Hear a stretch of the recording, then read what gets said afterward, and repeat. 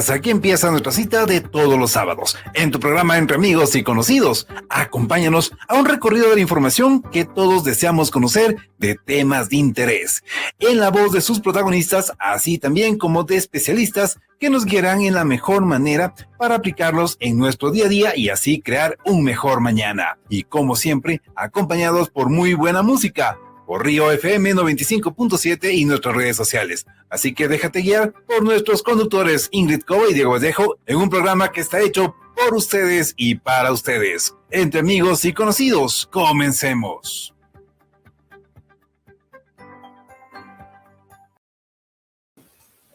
¿Qué tal? Muy buenos días. Gracias a los que se conectan a través de 95.7 Radio Río y también a través de nuestras redes.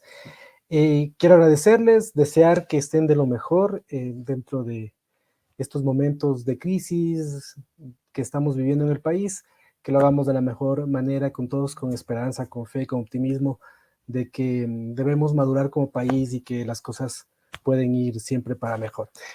Vamos a comenzar este diálogo sobre arte, así que les invito muy cordialmente ya a conversar con nuestro primer invitado de este programa.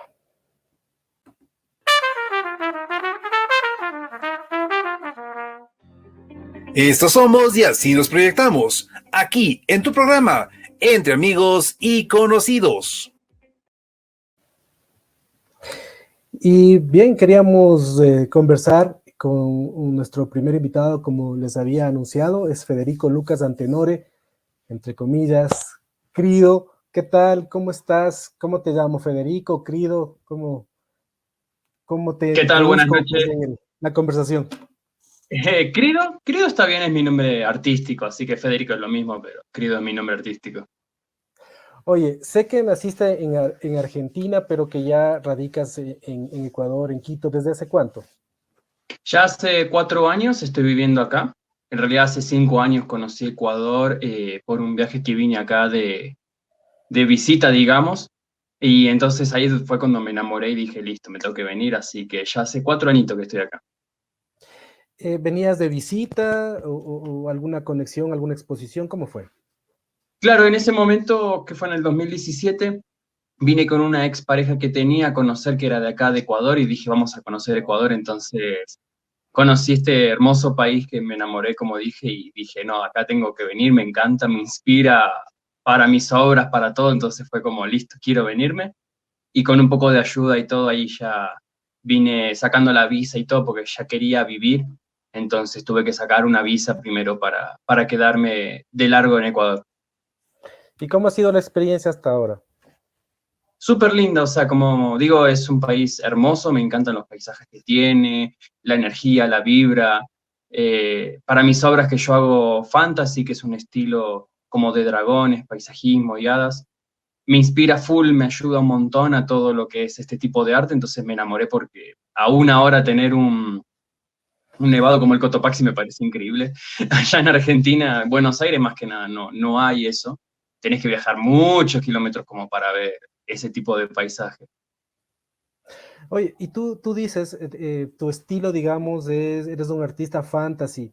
Para las personas que no Sí. conocemos y no somos expertos en arte y que nos están escuchando también, cuéntanos de qué se trata este estilo, si se puede llamar así.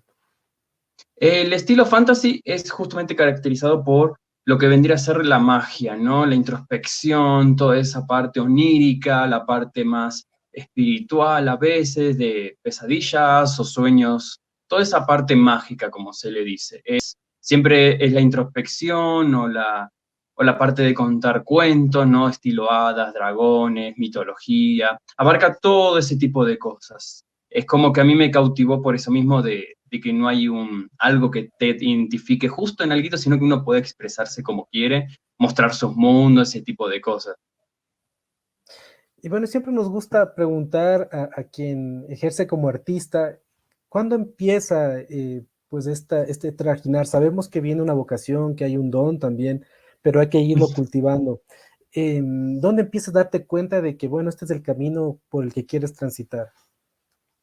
La verdad que desde los 6 años he dibujado, toda la vida literalmente, porque tengo 31 años, y desde los 6 años siempre me gustó dibujar, era en un principio pasatiempo, pero era lo que quería dedicarme. Yo a mis papás les decía, no, yo quiero dedicarme a ser artista, dibujante. En esa época decía dibujante porque miraba estilos animados, Disney y todo, entonces era como, yo quería hacer eso. Pero con el pasar de los años, esas cosas fueron como madurando. Me quedé como medio, que no me gustaba mucho tener que ilustrar para alguien, ¿no? Entonces me gustaba más lo que yo quería contar, esos cuentos, esas historias, esas ideas, esas ideologías que tengo yo a través de las obras. Entonces me di cuenta que era un poco más por el lado artístico, ¿no? Esta parte que nadie te puede como criticar, pero sí se puede unir, uno se puede sentir atraído por esas obras que sentimos los artistas, ¿no? De hacer cada cosas únicas. Entonces, con el pasar de los años sí me identifiqué más con la introspección mía, más que ilustrar para alguien más. ¿Y cuándo te vas por este lado de la fantasía?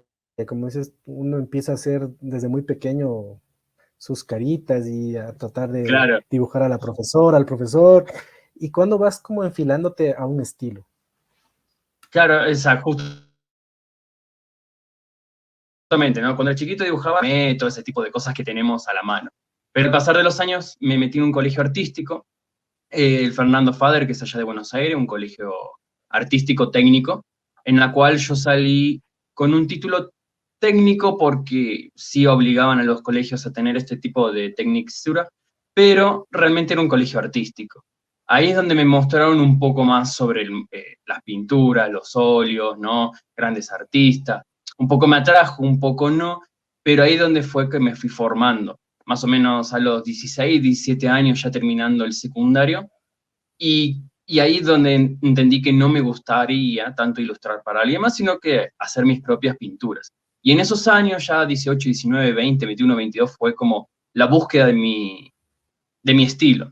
Mi estilo fue complicado, como todos, nos cuesta, es como que uno tiene miedo de mostrar, de enseñar lo que hace, es como que te da miedo contar lo que pensamos. Entonces fue como duro, complicado, pero me gustó porque es ahora, hoy en día, cuando veo mis obras, todo lo que tengo, se nota todo lo que fui aprendiendo, la cantidad de estilos que busqué, porque la verdad que probé de todo, no me gustaron, como digo, anime, cómic, ilustraciones a pedido, trabajar para algunas cositas, entonces se fueron como cosas que decís, no me gusta tanto trabajar así de dependencia, sino más independencia. Entonces ahí entendí, justo cuando vine a Ecuador fue realmente el giro, que dije, no, si me voy a Ecuador voy a dedicarme a esto, voy a dedicarme a hacer mis obras, cueste lo que cueste, no importa cómo, y voy a vivir de esto. Y con todas las ganas, hoy en día, pues ahora sí se puede decir que vivo de lo que me gusta. Pero cuéntanos, ¿qué significa vivir? Es decir, si tú tienes proyectos independientes, que buscas auspicios, vendes tus propios productos, ¿cómo es la mecánica ya de subsistencia también? Claro, acá es como que uno empieza a buscarle la vuelta, ¿no? Y dice, bueno, a ver, ¿cómo puedo vivir de esto más allá de vender obras? Porque lo primero que uno se le viene a la cabeza es, bueno, vendo mis obras. Pero no es tan sencillo porque siendo más estilo fantasy, nada pictórico a veces, cuesta más que una persona se sienta identificada a esa obra, por ejemplo, como la que tengo acá, que es como un lava, entonces un dragón en lava, es como complicado que una persona lo cuelgue en su casa. Entonces ahí fue como, bueno, a ver, ¿qué hacemos? Y empecé cuando llegué a Ecuador, a meterle garra a eso, ¿no? Entonces empecé con librerías, a hacer proyectos de vacacionales, cursos de dibujo. Ahí en eso ya empecé a conocer más gente, que es lo que a veces nos cuesta, ¿no? El contacto. Y en eso justamente empecé con Rayuela. Después con Rayuela empecé, que es acá en Quito, una librería que está acá en Quito, librería que creo que acá le decimos en Argentina librería, pero acá creo que le dicen tienda de libros, o la verdad que todavía, 4 años hice un desastre, todavía hay palabras que no me involucro, es como que el argentino me quedó muy clavado. Pero claro, es una tienda de libros más under, súper lindo, que queda por el Batán y empecé por ahí. Entonces dije, listo, súper, así puedo arrancar vacacionales, conociendo gente. Y en eso empecé a conocer gente que me decía, bueno, para ir a eventos, estilo Héroes y Villanos, Comic Con, Doragón, que son varios estilos, acá en Quito y en Guayaquil, los lugares como más concurridos, ¿no? Y dije, listo, ¿con quién tengo que hablar? ¿Qué tengo que hacer? Yo soy muy introspectivo, me costaba mucho hablar, la verdad, pero me costó, pero es lo que era necesario. Yo quería hacer arte, quería vivir del arte, entonces dije, chau miedo, y empecemos. Entonces empecé a hablar, empecé a ir a esos eventos, dije, bueno, ¿qué se puede vender en estos eventos que son como ferias, ¿no? Empecé a imprimir de mis dibujos, a hacer copias, vender originales. Siempre, como digo, ¿no? Lo original siempre es complicado, entonces tratas de hacer un estilo merchandising, con cuadernos, stickers, todo lo que sea posible para que en un principio la gente te conozca. A veces sí me preguntan esto de, bueno, ¿cómo se puede vivir? Es como, y tenés que ir probando a ver qué es lo que más cautiva a la gente de tu producto, porque sí me ha pasado que les encantan mis obras originales, entonces se llevan a veces unas impresiones que se le dice firmadas como para que sean originales, pero después sacas otras cosas y no, entonces fue como, bueno, le gusta más por este lado a la gente, entonces vas probando y vas probando, y no es algo instantáneo, por eso son varios años que uno va yendo a eventos, probando una y otra vez, a veces en el mundo artístico se dice sin quemarse, porque es como que no te muestras tanto, dejas esa curiosidad a ver quién es ese artista, cuándo aparece, vamos a ir en ese evento, entonces cositas que fueron haciendo que hoy llegué hasta acá ya dando clases, tengo como una mini escuela en mi hogar donde yo doy clases personalizadas, a los chicos, grandes, a todos, porque la idea es abarcar a la gente y decirles, vos podés vivir de esto, perfeccionalo, es una profesión muy profesional, cuesta como todas, pero se puede. Y también yendo a eventos, ¿no? Que ya me piden a mí ir a eventos, mostrar una pintura, contar sobre fantasy y cómo hago mis ilustraciones o pinturas de dragones. Entonces, ya vas formando un nombre, vas formando esa imagen como a veces artista que uno es, pero siempre sin ser tímido. Eso sí me costó bastante. No, no parece, pero lo has hecho muy bien. Oye, Claro, el querido, argentino habla mucho, eso sí es verdad. El argentino habla mucho de los codos, pero uno es como que está así agarrándose de algo y hablando, pero sí. oye, ¿qué pasó en la pandemia? Pues tú dices estabas acá hace unos pocos años y justo cae lo de la pandemia y tú estabas enseñando, me imagino, Ujú. tu arte y ahora tuviste que transformarte, como todos nos tocó un poco acudir a estas Exacto, tecnologías. ¿Qué pasó durante esos 2 años que hemos vivido duros? cierto, ya 2 años. Sí, en la pandemia me agarró bastante, me, como que me presionó al siguiente paso, digamos, un poco a, bueno, ¿qué hacemos? Porque la verdad que hace 3 años no tenía tantos alumnos, como dije, me vine a instalar a Ecuador, no conocía tanta gente, la gente desconfiaba, por supuesto, todavía no hay tanto un camino en las personas de decir, bueno, me puedo dedicar al dibujo, entonces voy a tomar cursos, no había tanto, ahora hay mucho más, pero en esa época no, entonces fue como, uy, ¿qué hago? Yo estaba trabajando en el colegio americano como extracurriculares, profesor de arte, pero claro, en ese momento dijeron no, ya vamos a cortar los extracurriculares, entonces me habían despedido y fue como, uy, ¿y ahora? Entonces era mi primer recurso. Entonces ahí fue cuando dije, bueno, vamos a meterle más gana todavía a las clases y empecé con estos cursos online por Zoom. La gente tenía mucho miedo en esa época porque cómo vas a tomar un curso de dibujo por Zoom. Entonces les mostré que no había ningún problema porque yo soy el que dibuja paso a paso como a veces los programas viejos, todo lo que me cultivé, ¿no? Esto de ir paso a paso y que la gente vaya dibujando, haciendo de a poquito. Entonces, la gente le gustó, empecé ahí a hacerme un poco más conocido en el mundo esto de ya de clases, ¿no? Más reconocido.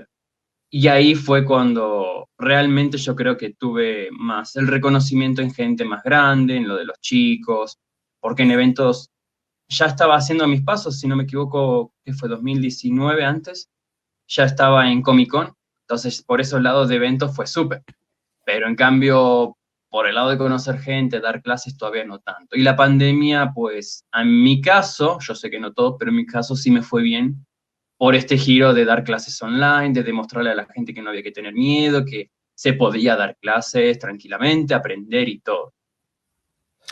Oye, ¿no te pasó que de repente hubo resistencia a que la gente quisiera pagar tus cursos? Porque es la época en que todos nos metimos al YouTube y que había Sí, casi todo y que si quiero pintar, pues ya hacía ahí el curso para acá y si quiero coser y sí. que no sé qué. Entonces como que todo estaba gratis, a disponibilidad. ¿Te costó un poco convencerles de que, o sea, era un trabajo y que Sí, por lo tanto también necesitabas una retribución? exacto, también fue complicado porque la gente tenía este miedo, como digo, ¿no? de pero voy a aprender por acá, ¿de qué me sirve online? Si las cosas se aprenden a mano, en vivo. Entonces, claro, fue cultivar un poco a la gente, decirles, no pasa nada, mirá, yo te doy una clase de prueba, probemos. Le daba clases de prueba siempre en la primera clase, sigo dándolas para mostrarles un poco la mecánica, porque en mi caso las clases no las doy convencionales como, bueno, teoría del dibujo, color, 1, 2, no es tan estructurada, tan académico. Soy el primero que se aburre en eso, entonces lo que hago es más rápido, ¿quieren dibujar un león? ¿Te gustan los leones? Listo, vamos a dibujar un león. Fíjate cómo es, la estructura básica, cómo se hace un pelo, y entonces la gente es más motivada porque es un poco más rápido. Entonces, claro, ahí noté que no podía ser tan lento, sino que tenía que ser un proyecto un poco más rápido. Entonces la gente le gustaba porque ya podía llevarse un dibujo más o menos a la casa. Entonces, con más razón, el paso a paso le servía. Era como, wow, ¿puedo hacer esto? Sí. Y si toma más clases, vas a ver cómo se mejora. Entonces, se le iba enseñando ese tipo de cosas. Le mostraba a la gente que la habilidad estaba, no había que tener miedo, sino que es un poco más el tema de perder el miedo, de ver las técnicas, de aprobar una y otra y otra y otra y otra vez, e ir perfeccionándolas, porque yo sí creo que todos podemos ser artistas, según del campo, pero la cosa, claro, es hacerlo una y otra, esa constante, ¿no? Entonces, claro, la gente dijo, listo, súper. Entonces, hacíamos clases una vez por semana, después 2, después 3. Entonces, claro, iban entendiendo la mecánica del dibujo. Como dije, acá hace 4 años, cuando yo llegué, no había una cultura tanto de arte. Eso es lo que noté. Pero yo no lo vi como algo malo. Yo dije, súper, voy a enseñarles. Todo lo que aprendí de 24 años en Argentina lo voy a enseñar acá. Porque allá sí hay academias, hay cursos. Como digo, el colegio mío era artístico del colegio público, o sea, y un colegio mundialmente reconocido. Entonces, todo eso dije, listo, les voy a enseñar. Entonces, hoy en día sigo con esa misma idea de enseñarles que es una profesión, que se puede aprender con mucha paciencia, pero que se puede. Entonces, la pandemia sí tuvo que ejercerle a la gente como paciencia, amor, se puede aprender, vean que de esto se puede vivir todo. Y en estos 2 años tú ya estructuraste unos cursos, entonces ya Sí, tienes como una mecánica que tú las has desarrollado también, que me parece muy interesante. claro, exacto, fue como, por eso antes, digamos, hace 4 años, todavía estaba conociendo todo. Justo después de pandemia me obligó a forzar algunas cosas y a tomar confianza y decir, ¿y si lo hacemos de esta manera? Probando, ¿no? Y funcionó. Entonces esa estructura la sigo usando ahora. Este último año, ya bueno, sí, este último año que son nada de meses, sí tuve que cambiar de nuevo un poco porque, claro, las clases online ya no se están haciendo mucho, entonces volvieron al presencial. Y con el presencial dije lo mismo, voy a hacer lo mismo para que no se aburran, para que vayan viendo. Entonces esa estructura me sirvió como academia, ¿no? Para poder enseñar y todo.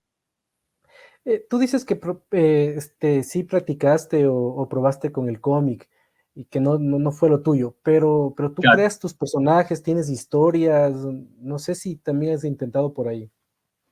Sí, o sea, ahí es donde me cautivó el fantasy, porque el fantasy a veces tiene este bache como que es o ilustración o pieza artística. ¿Qué pasa? Cuando ves una pieza artística, normalmente es un cuadro grande, uno reconoce, ¿no?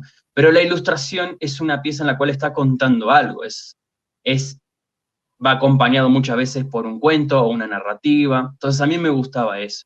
Entonces yo inventaba todo, pero en una sola pieza. El cómic es como que va por varias Mm. viñetas, va desarrollando su historia y personajes. A mí no me gustaba dibujar, como decíamos con mi profe allá, 400 cuadros de Batman en distintas En serie, posiciones. no, claro. Eso ya no me gustaba, claro. Entonces dije, no pasa nada, listo. Pero sí me gustaba contar. Entonces fusioné, digamos, entre comillas, lo que es un dibujo con un cuento y desarrollé esto, ¿no? Que no es mi invento, sino que es en general lo que es el fantasy. Normalmente las piezas de fantasy son como, por ejemplo, acá que tengo un cuadro, que hice justamente hoy, a ver, ahí.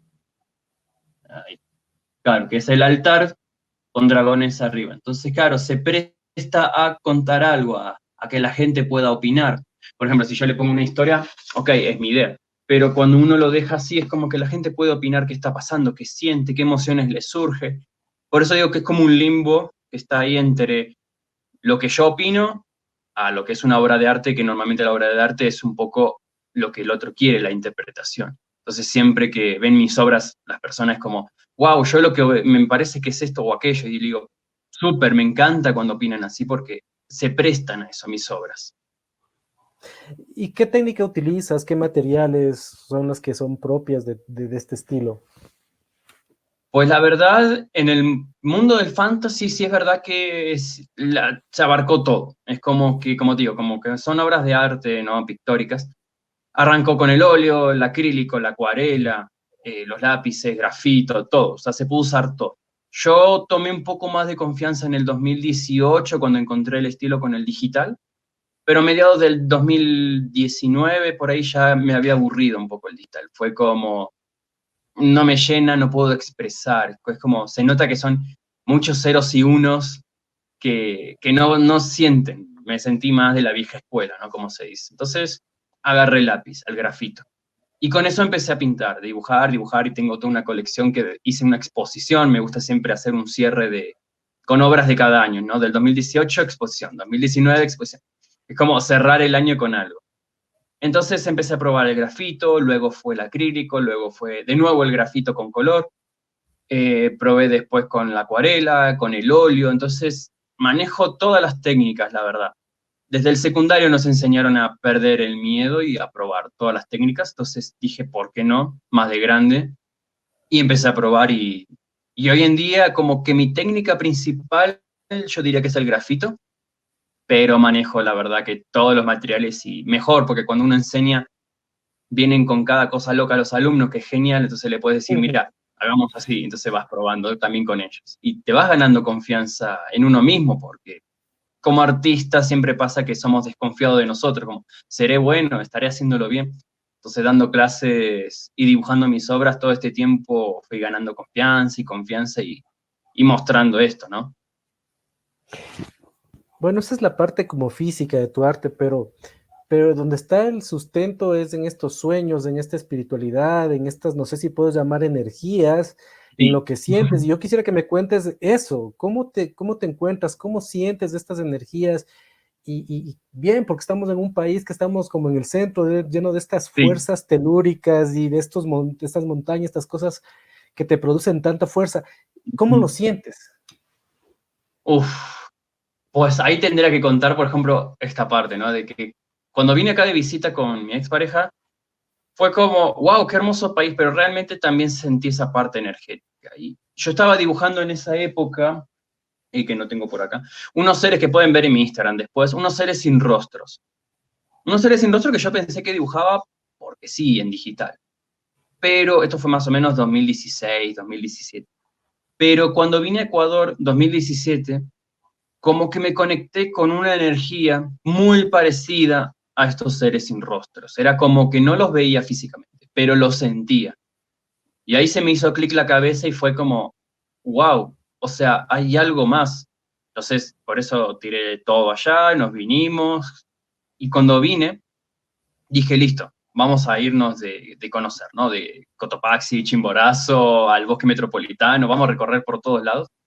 Y empecé a llevar un cuaderno y empezar a dibujar, a dibujar, a dibujar, a dibujar. Y ahí fui entendiendo esta conexión que yo tenía. Yo me digo que soy como un canal, solo soy canal. Cuando yo dibujo no entiendo nada de lo que estoy dibujando. Es como que yo suelto la línea y pinto y lo que salga. Después, mi lado más mental, bueno, a ver, vamos a hacer la montaña un poco más linda, vamos a hacer esto que se entienda mejor. Pero lo primero que sale de cualquiera de mis bocetos son totalmente así, canal. No sé ni lo que pasa, ni entiendo yo lo que está saliendo ahí. Con más razón, por eso me gusta cuando una persona viene y interpreta otra cosa, porque mi arte es muy de este estilo, ¿no? Es yo siento y dibujo. Entonces ahí fui comprendiendo que digo, wow, entonces soy como una especie de canal, puedo ver cosas, y ahí entró la otra parte donde yo empecé a ganarme autoconfianza en lo que pensaba, lo que sentía. Por ejemplo, acá, esto que hice acá es a ver si se puede ver ahí, es un petropicto, que los petropictos es ver lo que está en la piedra y pintar, no puedes tocar nada, no está tallada ni nada, está normalita. Yo también la traje, por ejemplo, del Chimborazo. Entonces, claro, es como conexión con la tierra, con la energía, más acá como dicen que es el centro del mundo. Cuando vine por acá, me habían contado de la Cueva de los Tallos, que eran, bueno, un montón de cosas, y dije, wow, tengo que ir a conocer, todavía no fui, pero tengo que, porque claro, empecé a sentir como que cosas surgían de ahí, que todavía se siente como la magia de acá.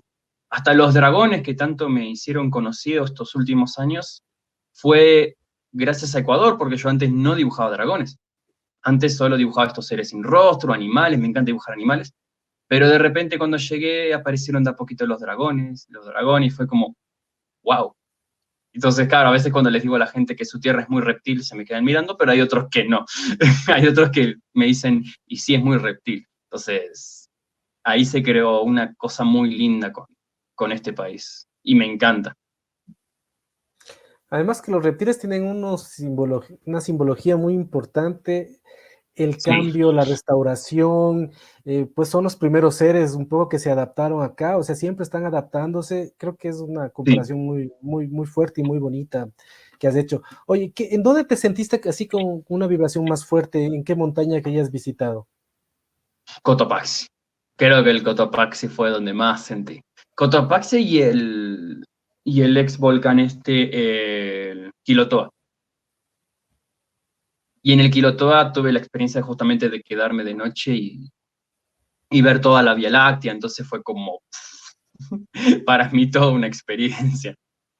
Y por ejemplo, de los seres sin rostro, acá sí tengo algo como que vean. Este está hecho a lápiz, más moderno, pero Ujú. estos son. Entonces, por ejemplo, esto es como un cuaderno de viajes que siempre me llevo, tengo varios, este es no nuevo. Entonces, claro, voy viajando y voy pintando y dibujando y dibujando. Entonces después llego a algún lugar y lo perfecciono un poquito.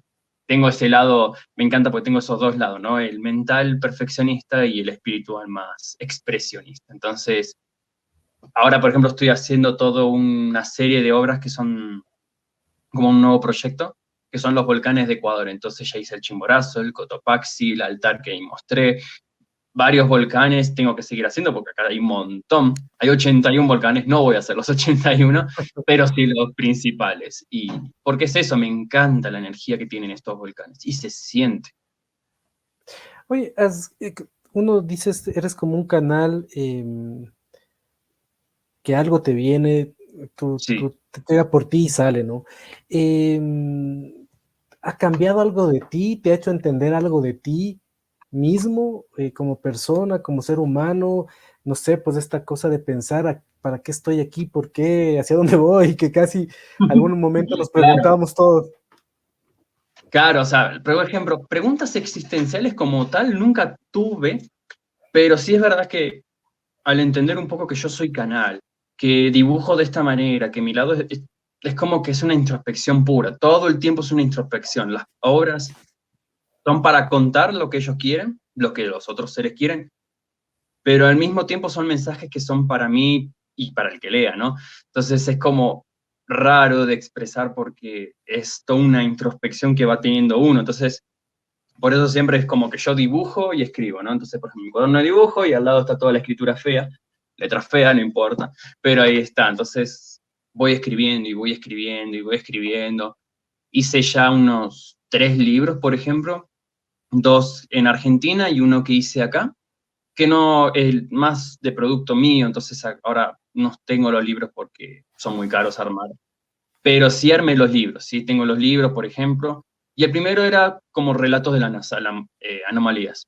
Entonces ahí contaba un poco mi introspección con ellos, de cómo me conecté, qué cosas me contaban de estos mundos paralelos que venían a través de portales a este mundo en ciertos solsticios que hacían tantos meses. eh, y ahí me enteré justamente de la Cueva de los Tallos, porque yo escribía de él sin conocer. Y después cuando alguien leyó acá uno de esos me dijo, esto es la Cueva de los Tallos. Ahí es donde a mí se me hace más clic, porque uno va dibujando y escribiendo y después se entera que existe. De que existe. Entonces es más raro todavía, porque allá Argentina no llega mucha información, por ejemplo, de acá de Ecuador. Eso es principal, es como que yo ni sabía dónde quedaba Ecuador, o sea, la línea de Ecuador sí, pero era raro. Pero después cuando conocí fue como, boom, y todas cosas que dibujaba y escribía tenían doble de sentido. Entonces, estos portales estaban en la Cueva de los Tallos, había varias cerradas, entonces yo quería encontrar todo eso, como un niño explorando quería encontrar todo eso. Y hasta hoy en día sigo escribiendo, sigo viajando, es como que todavía hay mucha información, me conecto mucho más acá que en Argentina, la verdad. Es como que más allá de un camino que uno tenga de confianza, acá es donde realmente me sentí un poco más como un viejo hogar. Esto sí fue para mí recordar un viejo hogar. Entonces, claro, la introspección se hizo, pero presente desde el primer día que llegué. Entonces, era como recuerdos borrosos, susurros de cuentos raros que pensé que eran cuentos y al final después se hizo un poco más de que viví acá, en otra época, de otro ser. Entonces ahí se me abrió todo el panorama, me explotó la cabeza, literal. ¿Has sentido que estás en otras, no sé, realidades, en otros, has cruzado portales, has conocido estos Sí, seres como que son sin incorpóreos, rostro, sí? sí, sí. O sea, cuando llegué, sí, habrá sido en el Templo del Sol. Siempre cuento esta anécdota porque es tan simple y llena, porque uno va a estos lugares, el Templo del Sol que queda en la mitad del mundo, hacen un ritual con ¿cómo se llama esto? Con olores. Algo bien simple, o sea, ni ayahuasca ni nada, o sea, fue solo eso. Y ahí fue cuando me había conectado con un antepasado mío, que era un chamán, y que me había dicho gracias por volver. Y era un dibujo que había concebido hace un montón de tiempo y era igual, era igualito, igualito, igualito. Y fue como, bueno, lloré obviamente, ¿quién no va a llorar con algo así? Pero fue algo raro, entonces ahí también, o sea, fueron clics que se fueron dando en esos tiempos, como digo, ¿no? Por la confianza, porque uno va a pensar, uy, estoy loco, oh, qué raro que está pasando, qué mal estoy, pero realmente no, eran como darme ese tip de lo que era capaz. Entonces ahí entendí que antes los incas hacían rituales para abrir portales, que se hacían de solsticios, que se hacían un montón de cosas, pasajes de conocimiento entre planos, un montón de cosas así, que las fui escribiendo porque si no, no me acordaría, y dibujando. Entonces tengo obras así como de esos momentos, flashes, pero bueno, también entendí que eso fue una vida pasada, no es la de ahora. Entonces fue como, qué lindo conectar con esto, qué lindo saber un poco de dónde viene uno, pero hasta ahí. Entonces ahora estoy acá, vamos a ver qué nuevas cosas hay. Y cuando dije eso y hice ciertas cositas así, fue cuando aparecieron los dragones. En ese momento aparecieron los dragones de a poquito en mis dibujos, como cada uno. Y como digo, fue raro porque yo nunca dibujé dragones y de repente salían como muy bien los dragones, los reptiles, y fue como, qué raro. Entonces dejé la puerta abierta a ver qué pasa y empezó a aparecer uno y otro y otro y otro y otro y otro. Y hasta hoy se quedaron. Las anomalías no tanto, los animales un poco más espirituales sí, cosas un poco más extrañas, porque ya que soy canal entendí que me puedo ir a cualquier lado, a lugares más fríos, más sombríos, que puedo ir, no me gustaron, pero dibujé sobre eso, pero me gusta más el lado más de paz, digamos, más de luz. Entonces me fui por ese lado, sigo dibujando, buscando también bastante, porque uno como artista no suele dibujar siempre lo mismo, entonces al ser más introspección dije, ¿qué más hay? ¿Qué más puede haber? Entonces das pie a eso de, ¿qué más hay? Entonces vas dibujando cositas diferentes de a poquito y vas entendiendo, como digo, ¿no? Que sos un canal, puedas abrir cualquier puerta, literal. Hay que tener cuidado, como se suele decir, pero literal puedes abrir cualquier puerta. ¿No te llena a veces es tanta información como de angustia o de un sentimiento de, no sé, de desazón con tanta cosa que se te puede cruzar a través de energía, en los sueños, a través Sí. de todo esto que tú sientes? Sí, por eso hay que tener, o sea, ahí cuando aprendí también a tener piedras, ¿no? A collares, ahora justo no tengo ninguno, pero también tengo amatistas, lapislázuli, tengo, pero canal de piedras por todo mi escritorio donde dibujo, porque es eso, es el cuidado de, es como que tenés seres que te cuidan, pero también hay que tener cuidado, es como que hay energías que no es cuestión de bueno o malo, es solo energía que te puede mandar malas vibras, entonces uno tiene que tener cuidado. Como que siendo canal entendí que no hay ni bien ni mal, que no hay malas energías, pero sí son energías que se impregnan porque funcionan así. Entonces es saber limpiarlas, es decir, ok, hago esto de tal manera, a veces para justamente tener cuidado con eso, entendí, porque en un principio pensé que solo dibujaba fuera de mi casa. No me gusta dibujar en mi casa, casi nada. Siempre me voy a alguna cafetería o algún parque o algo. Pero después entendí un poco que, claro, realmente es más por protección también, porque es como, atraes tanto que mejor no dejarlo en tu casa, sino que quede en la cafetería del bar. Entonces es como, wow, es cierto. Entonces de esta es como que vas entendiendo de a poquito todo. Qué gusto haberte conocido y haber conocido un poco más de tu trabajo. Y para quienes nos están escuchando, ¿dónde pueden verlo? Tú decías que lo haces en Instagram. Ayúdanos Sí, con tu cuenta, cómo te ubicamos. Si tienes Facebook, por favor, algunos contactos donde la gente pueda conocer más de cerca tu trabajo. dale, en yo.crido, por las dudas, yo en argentino es yo, por las dudas. No es SH, pero claro, es yo.crido, me pueden encontrar en Instagram. Y si no, en Facebook también como Crido. Hay otra empresa brasilera, por eso tuve que poner yo punto, para que se rían un poco, pero claro, yo.crido. También me pueden contactar por clases, como digo, al 098-447-4905. Cualquier cosa, a mí me gusta hasta dar consejos. Si no es para clases, si quieren consejos de arte, por Instagram, llamándome, cero problema. El arte es algo que no se puede guardar, que no es técnicas de cada uno, así que cualquier cosa que les guste o necesiten ayuda me pueden avisar y cero problema. El arte se comparte. Listo. Y bueno, y tenemos mucho más que conversar, creo yo, porque esto de las energías es algo Sí, que es muy vasto y que que da para mucho, nos gustaría exacto. para mucho, sí. Querido, muchas gracias, un gusto conocerte No, por favor, y voy a estar pendiente de todo lo que tú hagas y de seguir conversando de estos temas que realmente me atraen mucho y me gustan mucho. Muchas gracias, un ya saludo. sabe, cualquier cosa, ahí también charlamos, toda la gente lo mismo, que le guste un poco hablar de esto, arte, lo que sea, bienvenidos sean, para charlas, para café, lo que sea, siempre. Muchas gracias a ustedes por esta entrevista. Chévere, chao. Y nos vamos a seguir Nos vemos. tratando otro tema a continuación. Estos somos y así nos proyectamos, aquí en tu programa, Entre Amigos y Conocidos. Bueno, muchas gracias. Hemos hablado de arte y ahora no podemos dejar de topar el tema central de lo que estamos viviendo en el Ecuador, que es esta paralización de varios sectores sociales, no solamente indígenas. ¿Y para dónde va todo esto? Porque hay mucha incertidumbre acerca de lo que va a pasar en las próximas horas. Y bueno, vamos a ver si hay un plan detrás de todo esto también, es decir, si es que el gobierno no acata esos 10 puntos de la CONAIE, ¿qué pasaría? O sea, ¿cuál es el plan que tienen las organizaciones sociales si esto no sucede? Es decir, hacia a dónde se quiere llegar con todo esto y si hay detrás también algo planificado. O sea, ¿qué va a pasar? Así que vamos a analizar con un experto, un analista en temas políticos para saber un poco desglosar todo lo que está sucediendo.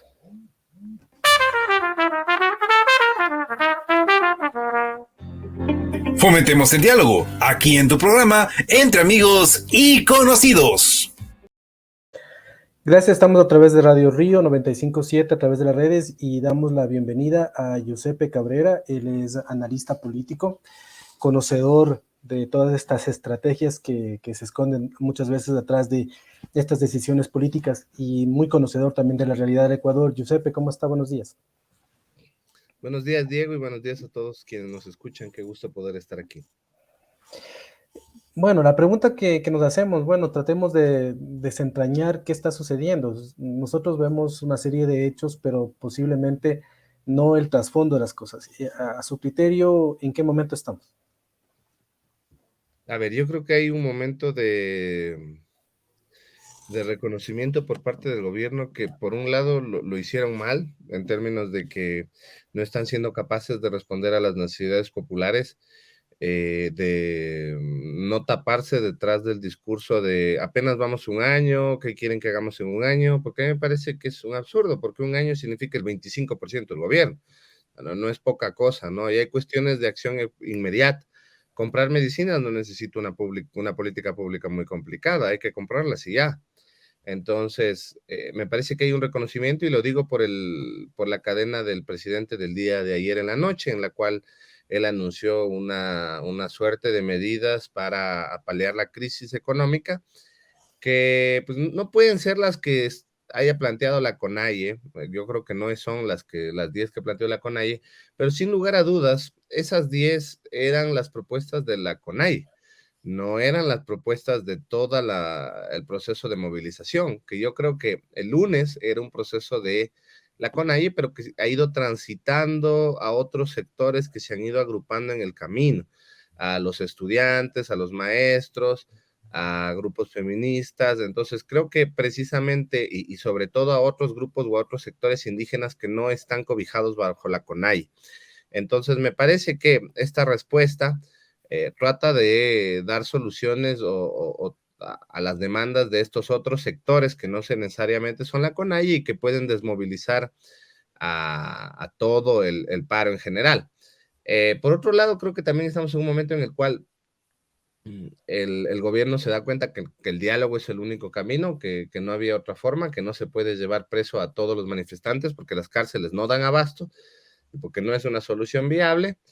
Y que reconoce como legítimas las demandas. Recordemos que el presidente ayer hablaba de que quienes están movilizados, hay gente buena y sus demandas tienen que ser escuchadas y no han sido satisfechas aún por el gobierno. Hay un reconocimiento de ese error y un reconocimiento de quienes están en el paro como actores legítimos, que no era lo que pasaba antes. Antes la estrategia del gobierno fue sacar estas imágenes desde diferentes carteras de Estado, ¿no? El deporte, el turismo se ve detenido por el paro, no actuemos conforme el paro. Entonces, más bien era una batalla de idea entre el paro es bueno o el paro es malo.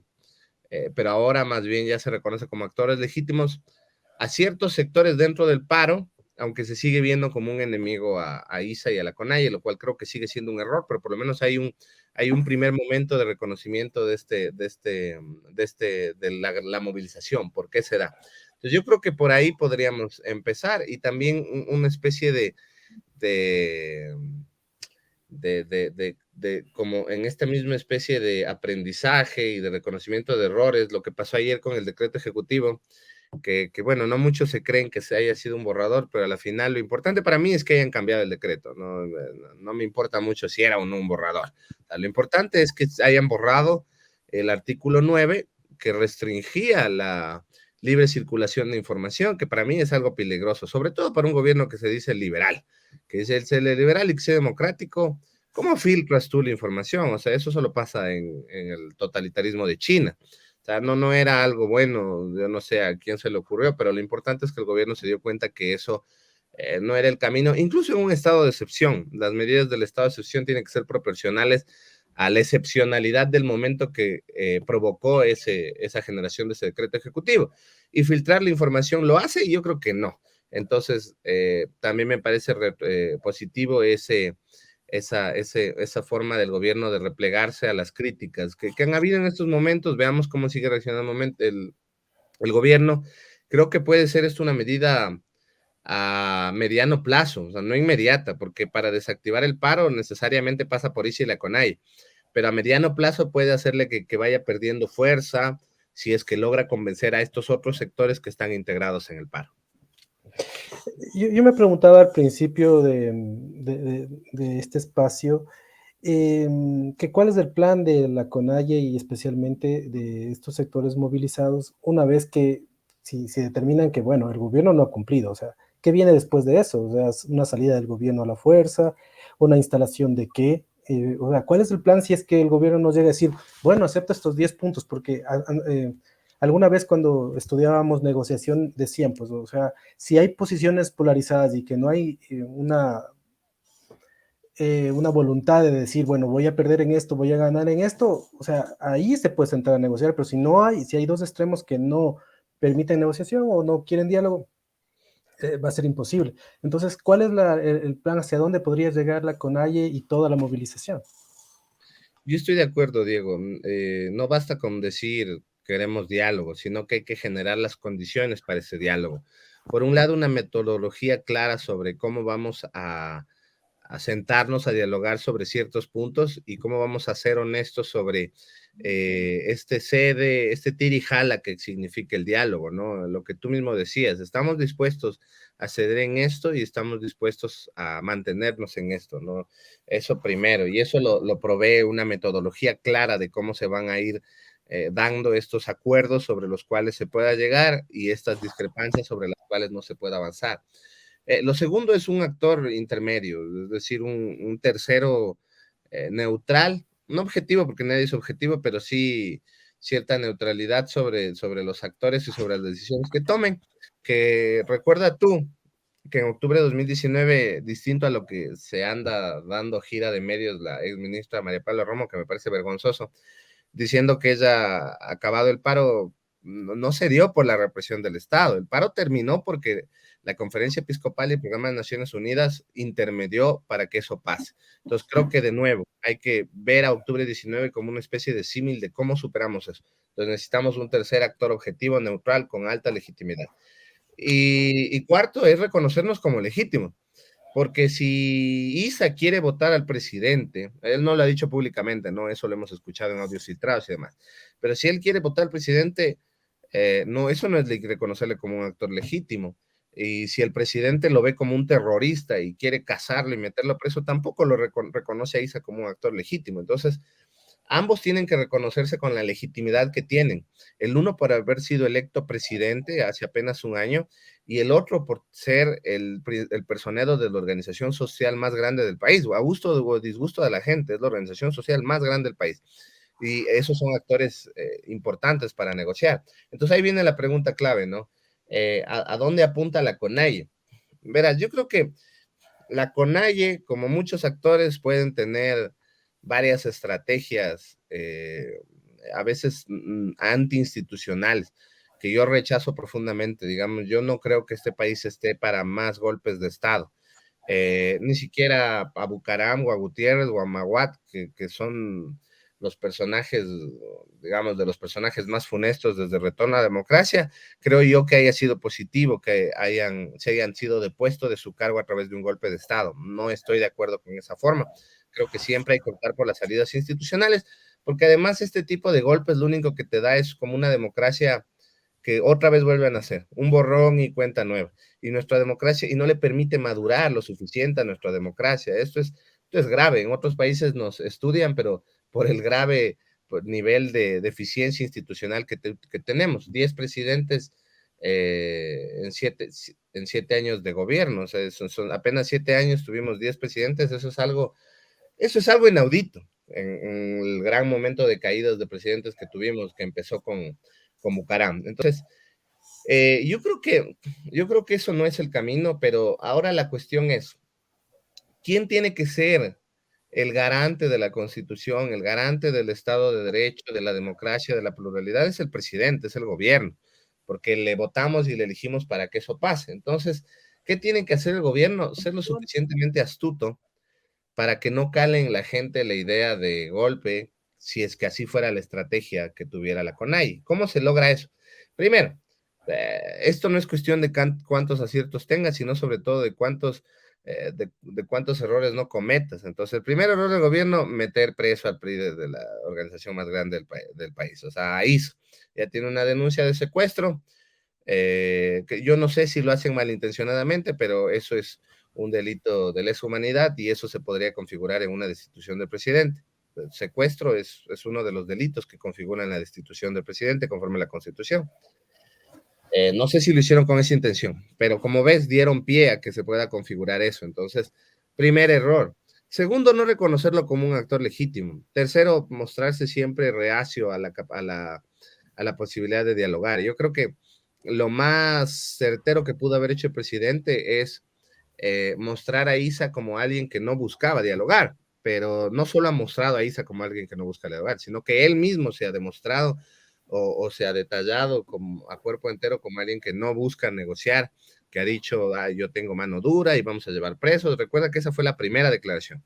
Ahora en la tercera va cambiando el discurso, ¿no? Ya el tono cambia y habla de diálogo, pero al comienzo decían como un gran orgullo haber detenido a Isa, lo cual fue un error, más bien detonó el paro. Yo en verdad creo con lo que vimos el lunes. Si el gobierno no hubiese detenido a Isa y hubiese permitido que se dé, que pasen los días y se dé el tránsito del paro, ¿estaríamos en esta circunstancia? Pues no sé, a lo mejor nunca lo sabremos porque no podemos especular demasiado, pero lo que es claro es que sí hubo un detonante en la detención de Isa. Entonces, y que tampoco las movilizaciones cuando se convocaron estaban tan fuertes como lo están ahora. Había muchísimas carreteras habilitadas, se podía transitar libremente entre Ambato y Riobamba.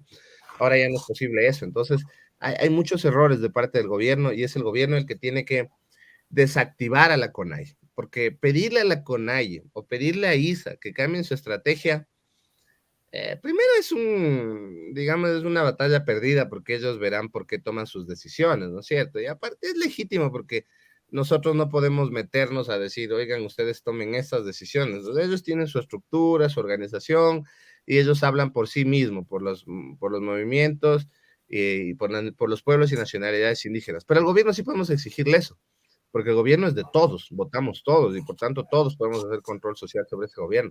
Entonces, más bien a quien deberíamos exigirle que tenga mucha más capacidad, primero de escucha y segundo, un procesamiento y un análisis político mucho más minucioso para desactivar a la CONAIE es al gobierno. Yo creo que sí es posible hacerlo. Pero ahí yo no sé si veo un punto flaco en esa reflexión, porque si no le exigimos también a las organizaciones sociales que sean sensibles con la realidad de la vida de la sociedad, a qué gente están representando, porque ellos han dicho, representamos al pueblo ecuatoriano, las necesidades de la gente, es decir, se están tomando también, no dicen, nosotros representamos a un 6%, 10% de la población, decimos, representamos a todo el país y estas son las demandas del país, y usualmente dicen, lo que hemos luchado, lo hemos luchado para todos, no para un grupo. Entonces digo, si es que tampoco a esas personas no les damos una cota de decir, bueno, si nos están representando, pero nosotros también como demás del colectivo ciudadano, también está con incertidumbre, con miedo, en un momento de crisis también sin poder trabajar. Hay casos de gente que no ha podido cruzar y que tiene que atenderse en otros lugares y que no ha podido por cuestiones de la movilización de vías. Entonces yo creo que también estaríamos dándole como el paso de haga lo que quiera, y eso no es un Estado democrático tampoco, pues. Lo que pasa es que quien nos tiene que garantizar seguridad y quien tiene el monopolio legítimo de la violencia es el Estado, no la CONAIE. Entonces, por eso es que al Estado es a quien tenemos que garantizarle seguridad. Y voy a hacer un símil completamente desatinado, discúlpame por eso, pero creo que va a poder graficar lo que digo. Sería como exigirle a los ladrones que dejen de robar, o sea, es el Estado el que tiene que proveer las condiciones para que ya no haya delincuencia. Entonces, en este caso, es el Estado el que tiene que proveer las condiciones ¿para qué? Para graficar de cuerpo entero a quienes hacen desmanes y permitir visibilizar dónde están o que se pongan en evidencia aquellos que dirigen estas organizaciones y cómo ellos pierden legitimidad. ¿A qué me refiero? Es que si es que tú a partir de focos de violencia haces generalizaciones del paro, la gente no te va a creer. Algunos pocos sí, pero no la mayoría. Por ejemplo, la quema de esta patrulla policial a las afueras de la fiscalía en Quito. ¿Fue la CONAIE? No fue la CONAIE. De hecho, se dice que es un movimiento guevarista. No sé si será cierto, pero a la final lo que es claro es que no fue la CONAIE. ¿Por qué no les detuvieron? ¿Por qué no detuvo la policía a esta gente? ¿Dónde estaba la policía? ¿Por qué no tiene capacidad para hacer este tipo de cuestión? Bueno, porque la policía tampoco tiene capacidad, no tiene logística, no puede proveernos lo que te estoy diciendo, seguridad. La policía no reprime el paro, no porque qué democráticos que son, no, sino porque no saben cómo. O sea, se mueren del miedo. En Riobamba, un grupo mayoritario de policías se replegaron a un grupo minoritario de gente y terminaron escudándose en las sedes de la gobernación, cuando se supone que estaban ahí para proteger la gobernación, no para cuidarse ellos detrás de las paredes de la gobernación. Y ahora verás que ya está aprobada la ley del uso progresivo de la fuerza, así que tampoco ya no es excusa eso, ¿no? En verdad, lo que pasa es que nuestra policía no tiene capacidades. Yo creería sinceramente que es una de las más deficientes de América Latina. No tiene equipos antimotines, no sabe cómo gestionar movilizaciones. En cambio, ¿qué vemos? Y podría hacerte el mismo símil. Si decimos que las paralizaciones son violencias por estos focos de violencia que estamos viendo, que además ni siquiera son de la CONAIE, sino que a veces son de otros sectores, entonces, asimismo, por los videos que hemos visto de 10, 20 policías cayéndole a toletazo a una persona, porque ahí sí son bien valientes, ¿tendríamos que decir que el Estado es opresor y totalitario? No, tampoco creo que el Estado sea opresor y totalitario. Me parece que no es ni lo uno ni lo otro, ni esta violencia es completamente, ni este paro es completamente violento, ni tenemos un Estado opresor, como están tratando de decir también sectores de izquierda, que bestia la violencia estatal en su máxima expresión. No, creo que todavía no estamos ni cerca de esos puntos. Pero sabes que a mí eso me da, en tu análisis ya me da miedo. Es decir, mira, si es que hay un Estado que no controla, y yo no digo que debe reprimir tampoco, porque creo mucho en las libertades, en el derecho de ser ciudadano, pero si hay un grupo que puede tomarse estas atribuciones de hacer lo que quiera, y yo no estoy hablando de la CONAIE, porque este paro, como se ha dicho, puede ser legítimo, y aquí se ha repetido mucho en ese espacio, hay causas que realmente necesitan ser solucionadas, o sea, hay una pobreza estructural que no se ha resuelto, hay sectores realmente empobrecidos, realmente en el último grado de atención. Pero si hay gente que piensa que a través de, o con pretexto de, puede hacer lo que quiera, creo que estamos ya en una situación ingobernable. Si hay gente que dice, bueno, se va contra los policías, quema, que no es de la CONAIE, que no sea de la CONAIE, pero que este paro sí permite que esto suceda, o sea, cada quien saldrá a defender lo que puede. Entonces, no sé dónde está realmente ese tercero que puede poner un poco de equilibrio en esto y decir, bueno, sentémonos, bajémonos, calmémonos, bajemos las tensiones, porque hay gente que la está pasando mal, y en general todo el país, después de la pandemia, era un mínimo de la población que tenía posibilidad a trabajo formal, digamos. Entonces, ¿quién puede intermediar? A mí realmente me da ya este momento bastante tensión el saber que habrá grupos que puedan tomarse estas libertades, que hay una policía que no sabe cómo actuar y que tampoco queremos que actúe en contra de ellos con violencia, porque esa no es la solución. Pero si hay gente que dice, voy a privilegiar la violencia, o sea, los demás en algún momento también dirán, pues yo me voy a defender. Entonces yo sí pienso que no sé cómo hacer para que todas las partes entendamos que la violencia no es la solución. Yo recuerdo hace unos 2, 3 años, poco antes de la pandemia, una movilización enorme denominada los chalecos amarillos en París, en Francia, recordarás tú. Entonces, esto no es una cuestión cultural como algunos han tratado de decir desde, honestamente, yo creo que desde un elitismo, hasta una especie de racismo tapiñado. En realidad, la violencia es producto de una movilización masiva en la cual no se puede controlar las expresiones de todos. O sea, hay gente que es anarquista y hay gente que es marxista y comunista al interior de las organizaciones, siempre. Y hay gente que cree que la violencia es el único mecanismo para legitimar sus luchas. Sí, lamentablemente es así, Diego, pero eso no va a acabar ahora, ni va a acabar en 10, ni en 15, ni en 20 años. O sea, creo que hay que ser hay que estar muy claros en eso. Y te pongo un ejemplo claro, en París, Francia, y verás que Emmanuel Macron, aparte, acaba de ser reelecto no hace mucho, con una popularidad enorme, hace unos 2, 3 meses, entonces ni siquiera un presidente antipopular. Entonces, no importa en la latitud que tú estés, o sea, no importa en lo que tú estés, Martin Luther King decía que no se puede adjudicar a él la violencia de una manifestación que él la convocó con focos o con una motivación pacífica. Entonces, siempre va a haber estas expresiones. ¿Qué tiene que haber? Lo que tú decías, lamentablemente, eso sí me preocupa a mí y eso sí es deplorable. Nuestra policía no tiene capacidades, no tiene ni logísticas, ni técnicas, no tiene equipos, ni tampoco tiene preparación para detener un tipo de este tipo de movilizaciones. Entonces, lamentablemente, sí pasa por el Estado, pasa porque la policía sepa cómo manejar estas circunstancias y esta situación.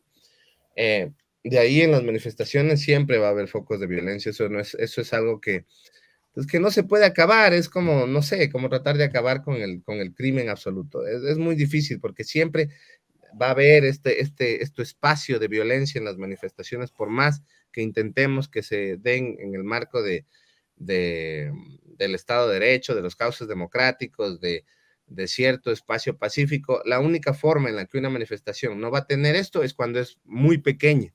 Cuando son manifestaciones pequeñas pueden ser controladas, pero mientras más masivas se vuelven, más difícil es controlar sus efectos y esto es como desmanes, es como una especie de fuego, ¿no? Que mientras más gasolina se le eche, las llamas siguen expandiéndose más y son más incontrolables. Entonces, ¿cuál es el trabajo del gobierno?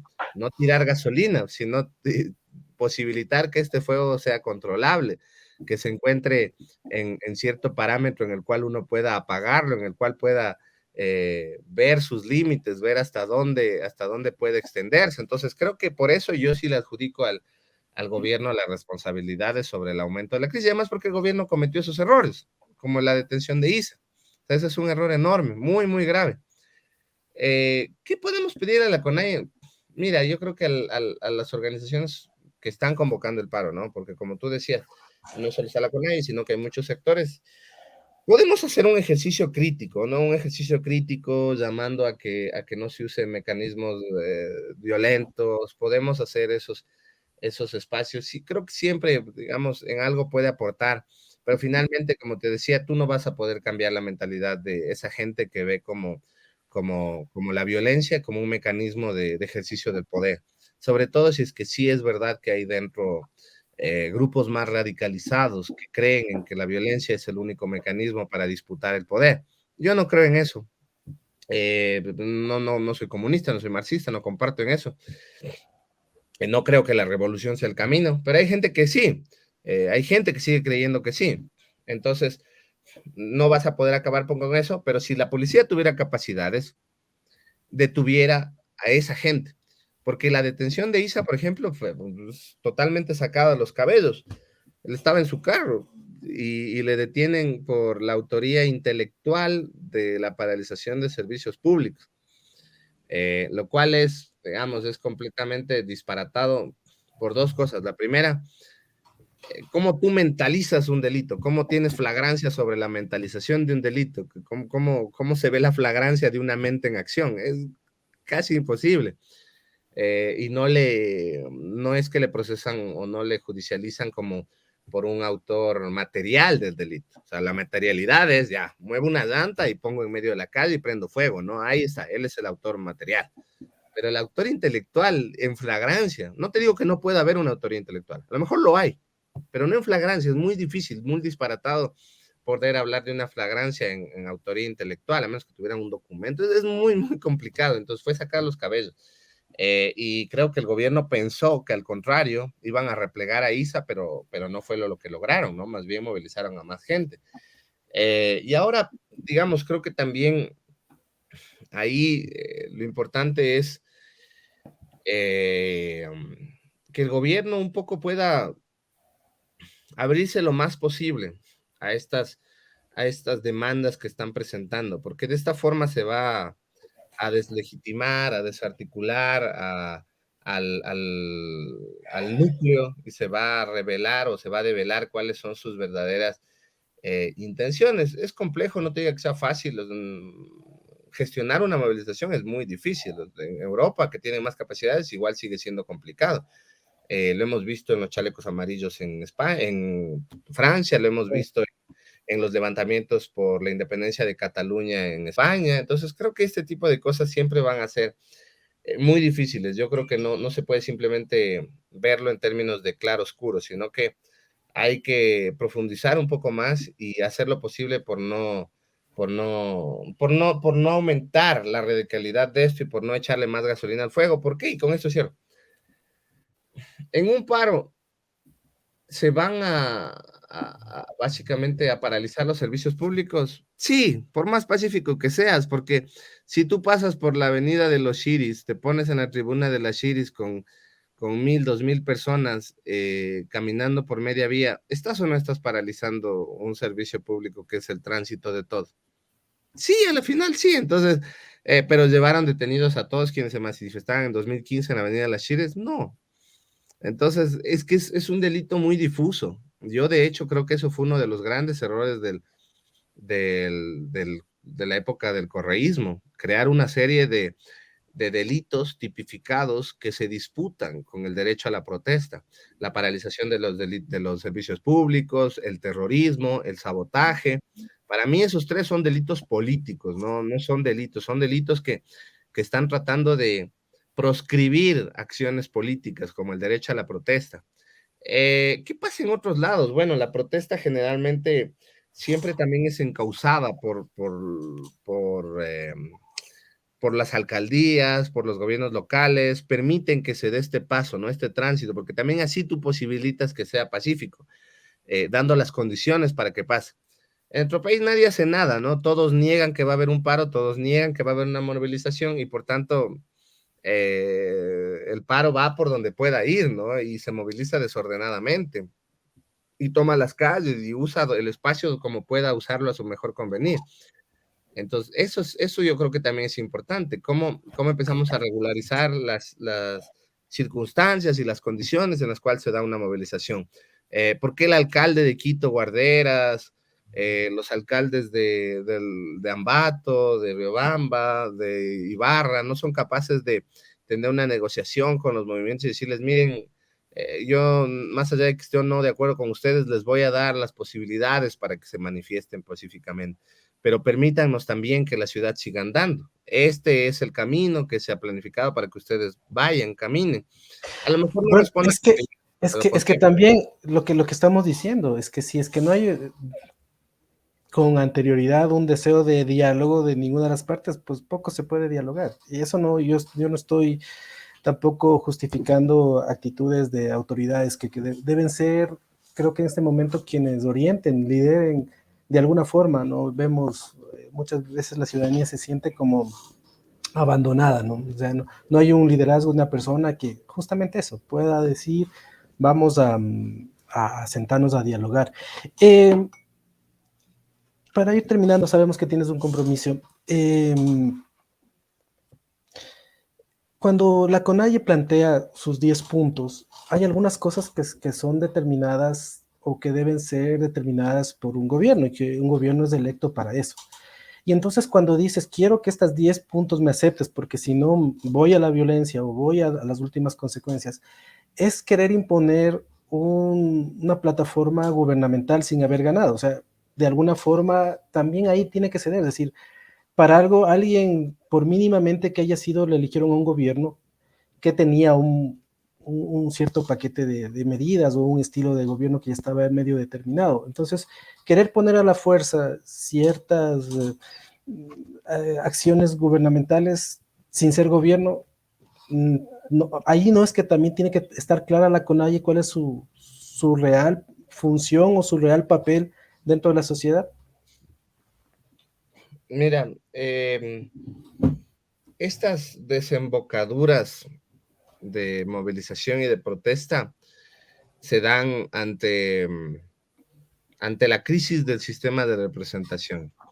La CONAIE debería haberse representado en Pachacuti en la asamblea y debería ser Pachacuti en la asamblea en que le diga, bueno, estas son sus demandas, esto es lo que podemos hacer desde el legislativo para que se cumplan o para bloquear que no se produzcan por parte del gobierno, pero Pachacuti que está completamente dividido. Hay sectores como Yori que parece que viven y aplauden la gestión del presidente, pero hay otros sectores completamente en contra, como el de Pereira, Darwin Pereira, que están más cercanos a la CONAIE y a Leonidas Cis. Entonces, ese es un problema estructural de la crisis de partidos. En realidad, los movimientos sociales deberían estar conectados a sus partidos que les representan en el Parlamento, porque ese es el espacio de disputa ideológica, y por ahí deberían desembocar, ¿no? Por ahí deberían desembocar sus demandas. Lamentablemente no pasa por la crisis de partidos. Y como no pasa, bueno, terminan tomándose las calles, y ahí yo creo que es completamente legítimo el análisis que tú haces. Yo creo que el precio de la gasolina está por los cielos, en verdad está por los cielos, y creo que además no se corresponde con la baja calidad que tenemos de combustible. Es como que nos quieren comparar con el resto de la región, pero nuestra gasolina hace pedazos los motores de nuestros carros, hace que duren menos. Entonces, obviamente es como cuando tú vas a un restaurante, pues, te cobran caro, pero esperas que la comida sea buena, ¿no? Que el servicio sea de calidad. Entonces yo creo que eso es verdad.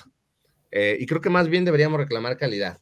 Pero presionar tanto sobre un tema de los combustibles, por ejemplo, sí, en verdad a mí ya me parece que deja de ser un poco legítimo, porque a la final, si el gobierno fue claro en campaña que no iba a eliminar los subsidios, ¿por qué no apoyaron con más fuerza al candidato que era de su preferencia para que gane? O sea, el presidente Lasso siempre fue muy honesto, que él no iba a regresar el subsidio a los combustibles. Seguirle presionando sobre eso, sí, comparto, yo sí creo que es una tosudez enorme, porque a la final es el plan de gobierno que ganó, pero hay otras demandas que sí podrían ser resueltas, ¿no? Como la medicina, como la seguridad, y que ya no van en términos ideológicos. O sea, yo creo que no importa si es de derecha o de izquierda, estás de acuerdo con que hay que tener medicina, o sea, no hay a dónde irle. En cambio, el tema del subsidio de combustibles ya es un tema más ideológico, que no necesariamente se puede ser impuesto al gobierno. Pero ¿qué Pero tiene mira tú que ese es el punto inflexible, es decir, o sea, los combustibles, y es el inicio de todo. Porque luego ponen en la plataforma lo que estamos viviendo, o sea, realmente la seguridad, la inseguridad, o sea, luego ponen esa plataforma como para adornar, pero el caballo de batalla siempre ha sido los combustibles, por ejemplo. Entonces, Sí, yo digo, claro. si de ahí no me quiero bajar. Verás, lo que pasa es que en una protesta, en una movilización, siempre hay como una carta de demandas insatisfechas que la gente exige, ¿no? Pero hay una centralidad sobre por qué la gente se está movilizando.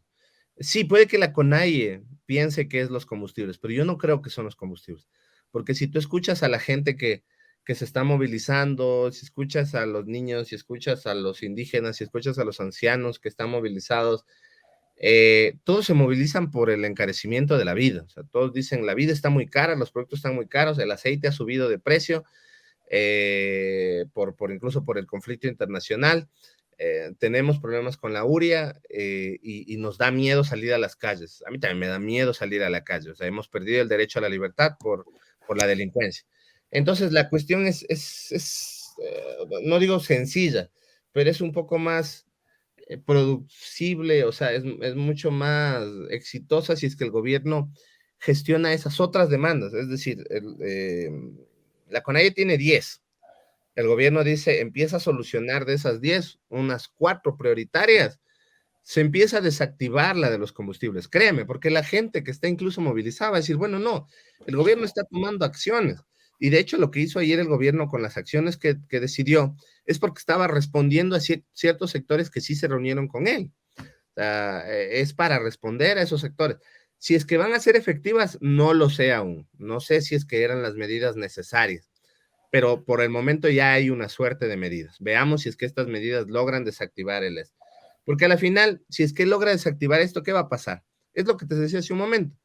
Va también a desactivar a la CONAIE, va a desactivar a Leonidas Issa, porque van a quedar solos. Y la CONAIE, siendo el movimiento social más grande del país, es indudable que es el más grande del país, solos no pueden hacer la movilización que están haciendo hoy por hoy. Es porque le sostienen muchos grupos sociales por detrás. O sea, y eso es lo que tiene que hacer el gobierno, terminar dejando solo a un solo sector, terminar dejándole solo con su tosudez, porque la gente sí reconoce a los tercos, sí reconoce, se da cuenta cuando alguien es terco, pero el gobierno tiene que ceder con sinceridad. Todavía no ha cedido con sinceridad, ¿no? Si es que es capaz de ceder con sinceridad, por ejemplo, me parece que un acto de sinceridad es haber declarado en emergencia el sistema de la salud. Eso sí, es un acto de sinceridad. Es reconocer que la salud está mal, o sea, no funciona, se les aplaude por la gestión del COVID, pero más allá de eso, tú vas y no encuentras más que paracetamol. O sea, es indudable. Pero si logra gestionar esas otras demandas, créeme que en verdad así se resta legitimidad a Leonidas Issa, así se resta legitimidad a la CONAIE. No diciéndole terrorista, no diciéndole que no nos deja trabajar, porque la gente no se cree mucho eso. O sea, solo ciertos sectores, sobre todo los sectores más acomodados, ¿no? Que no sufren las dolencias del paro. Pero si por el contrario solventa esas necesidades de los sectores más necesitados, regula los precios del aceite y de otros, los subsidia incluso, si genera bonos de desarrollo y aumenta como nos ha planteado, si nos da salud, si nos da medicinas, sí va a dejar abandonado a Isa y a su suerte y la gente ya no le va a creer. Y básicamente va a ser como ver ahí a una persona que está luchando solo con su terquedad y ya no va a tener la fuerza que tiene hoy por hoy. O sea, se va a terminar desmovilizando por sí mismo. Bueno, por ahí creo que hemos llegado a por lo menos una salida. La situación es complicada. Creo que, contrario a lo que nos has expuesto, y en eso yo he diferido contigo, es el hecho de que la gente sí tiene que decir algo al respecto. La gente sí tiene que decirle a la CONAIE, aunque no lo vaya a captar, pero decirle, bueno, necesitamos esto, o sea, por lo menos un planteamiento en sentarnos a conversar, porque ni la una ni la otra cosa, y lo hemos dicho aquí la anterior semana, conversando con Rodrigo Jordán, y creo que lo dijo muy claramente, el gobierno dejó de ver la situación de cotidianidad del país, de los ciudadanos, descuidó esa parte vital de los ciudadanos, y ahí un poco las consecuencias de lo que estamos viendo ahora, y creo que por ahí, y conecto muy bien lo que tú dices, en ese momento de empezar a enmendar en esas circunstancias, esa grave crisis que estamos viviendo de inseguridad, de salud, de trabajo, que por ahí podemos empezar a regular las cosas. Gracias, Giuseppe Cabrera, analista político. Hemos desglosado bastante bien esto que nos está preocupando y que esperamos que llegue a buen puerto por el bien de todos. Muchas gracias. Muchísimas gracias, Diego, y un saludo a todos quienes nos escucharon. Espero que se puedan cuidar, resguardar, y mi saludo atento para todos. Muchísimas gracias, qué gusto. Gracias. Es complicado, creo que hay que poner puntos sobre la mesa también, y lo hemos dicho muchas veces en este espacio, que hay una situación de desigualdad en el Ecuador, es evidente, que no se han tomado, desde hace, ningún gobierno ha tomado las medidas necesarias para corregir esa desigualdad, y por eso seguimos viendo estos detonantes. Nadie lo ha hecho. Seguimos con niveles altos de desnutrición, especialmente en la población indígena, y creo que esas son las verdaderas circunstancias y los verdaderos hechos estructurales que deben empezarse a arreglar. O sea, la desigualdad, de verdad, hasta ahora no ha habido ni un camino. Yo recordaba hace algunos años hubo un informe en donde se decía, por ejemplo, que en el tema de desigualdad, a pesar de que hubo dinero para resolverlo, no se pudo resolver porque había doblamiento de esfuerzos. Todos querían hacer todo y nadie se puso de acuerdo en un momento en que había mucho dinero para poder resolver estos problemas. No se lo hizo y seguimos con esos niveles, muriendo niños y posibilitándoles, quitándoles esas posibilidades de ser entes productivos, satisfechos con sus vidas y con la de los demás. Creo que sí hay una situación de desigualdad que debe empezar a arreglarse desde las bases. Esperamos que dentro de esas plataformas también están estos temas. No es que ya llegamos a estos 10 puntos, porque además esos son los 10 puntos que quiere la CONAIE y de ahí no nos bajamos. Creo que debe haber más. O sea, ¿qué ha pasado durante estos años para que la situación de desigualdad no haya disminuido en el país? Queda mucho para conversar. Como nos dice también Tony Coronel, ¿quién puede intermediar ante personas cuyo único objetivo es destruir? No escuchan, no proponen, no razonan. Creo que es complicado. Es complicado lo que estamos viendo ahora, y creo que es nuestro deber motivar a que haya diálogos y que haya puntos de acuerdo que se puedan poner sobre la mesa y que se puedan dar. No cosas en el abstracto, sino más bien puntos coherentes y cómo vamos la ciudadanía también a colaborar en que esto se dé. Porque la inseguridad es algo que estamos viviendo y que estamos temiendo que nos afecte cada vez más. El tema de la falta de oportunidades de trabajo, que es un tema también estructural. ¿Cómo lo vamos a resolver? Pongámonos a conversar sobre estos temas también, que es muy importante. Gracias, esperamos que las cosas se resuelvan, pongamos de nuestra parte también, demos estos mensajes, que es importante. No creemos en la violencia de ningún sector, tampoco creemos en la represión. Eso es lo que hemos vivido también y que tampoco ha sido la solución. Gracias por mantenerse entre amigos y conocidos, y nos vamos a hablar justamente sobre un tema de derechos a continuación.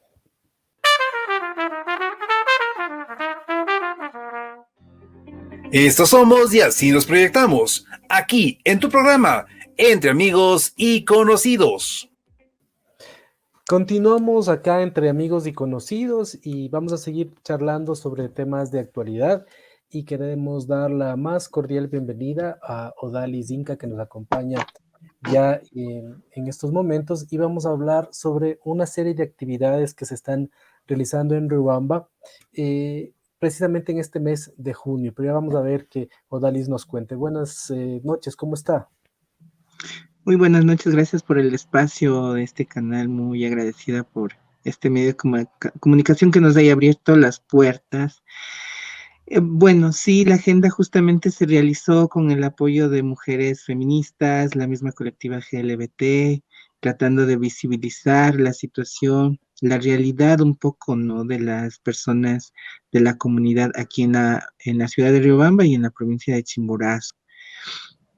Los espacios que se nos ha prestado son espacios seguros, como le dije, espacios pues que no tiene que ver nada de políticas ni cuestiones que son públicas, porque en realidad la Casa de la Cultura nos abrió las puertas, pero lastimosamente, bueno, digo lastimosamente que lo tuvimos que cancelar, pero estamos apoyando y nos sentimos también con el deber de sumarnos a las luchas que estamos pasando estos días. Por eso digo, nos sumamos, que en ese espacio teníamos el 15, un conversatorio, entonces nos vimos en la penosa tarea de cancelarlo porque venían de Quito la mayoría de ponentes. Eso le cuento hasta ahora, ¿no? De ahí siguen nuestras actividades, del 18 que tenemos yoga, el 23 tenemos en Latido Purúa, el 20 a las 7 de la noche.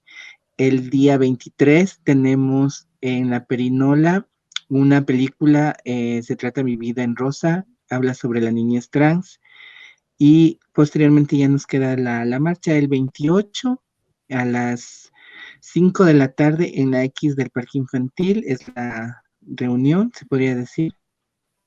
Y el día 30 terminamos el mes con la inauguración de un mural que estamos proponiendo en mi ciudadanía. Eso en cuanto a la agenda. Bueno, en general, en junio se celebra, pues, se dice el mes del orgullo. ¿Por qué? ¿Qué se celebra durante este mes y por qué en junio?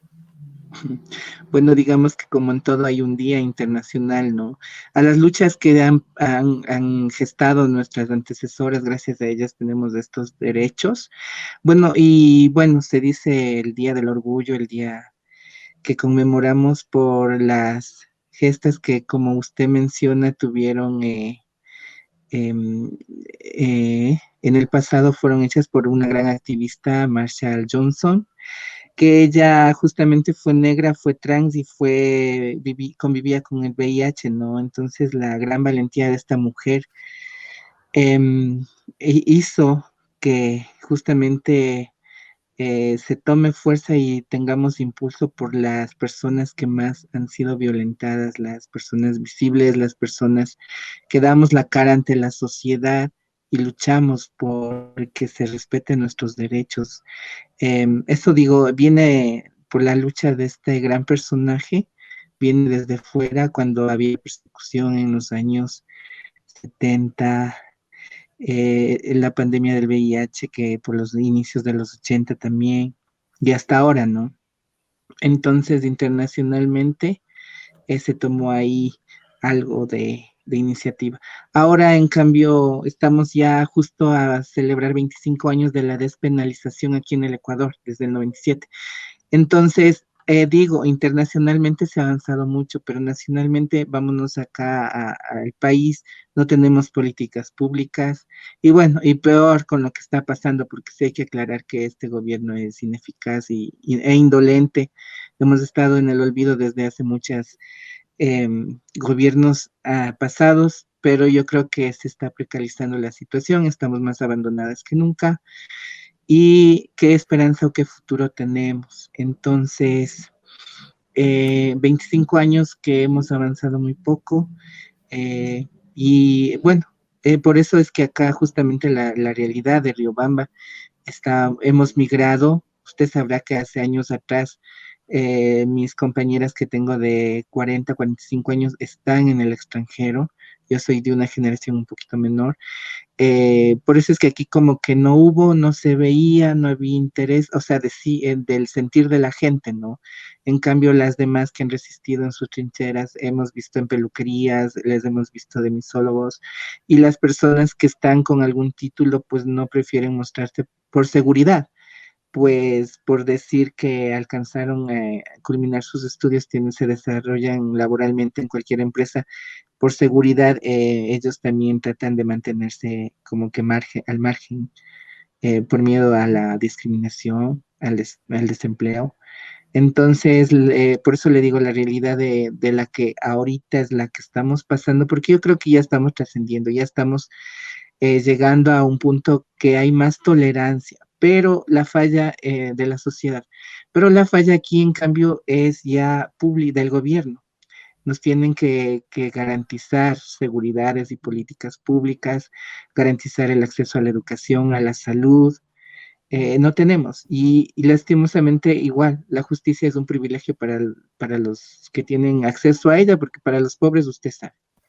Peor para una mujer trans asesinada, que no hay quien reclame hasta por la vergüenza, quedan siempre en la impunidad. Entonces aquí tenemos Eh, mucho que hacer todavía. claro.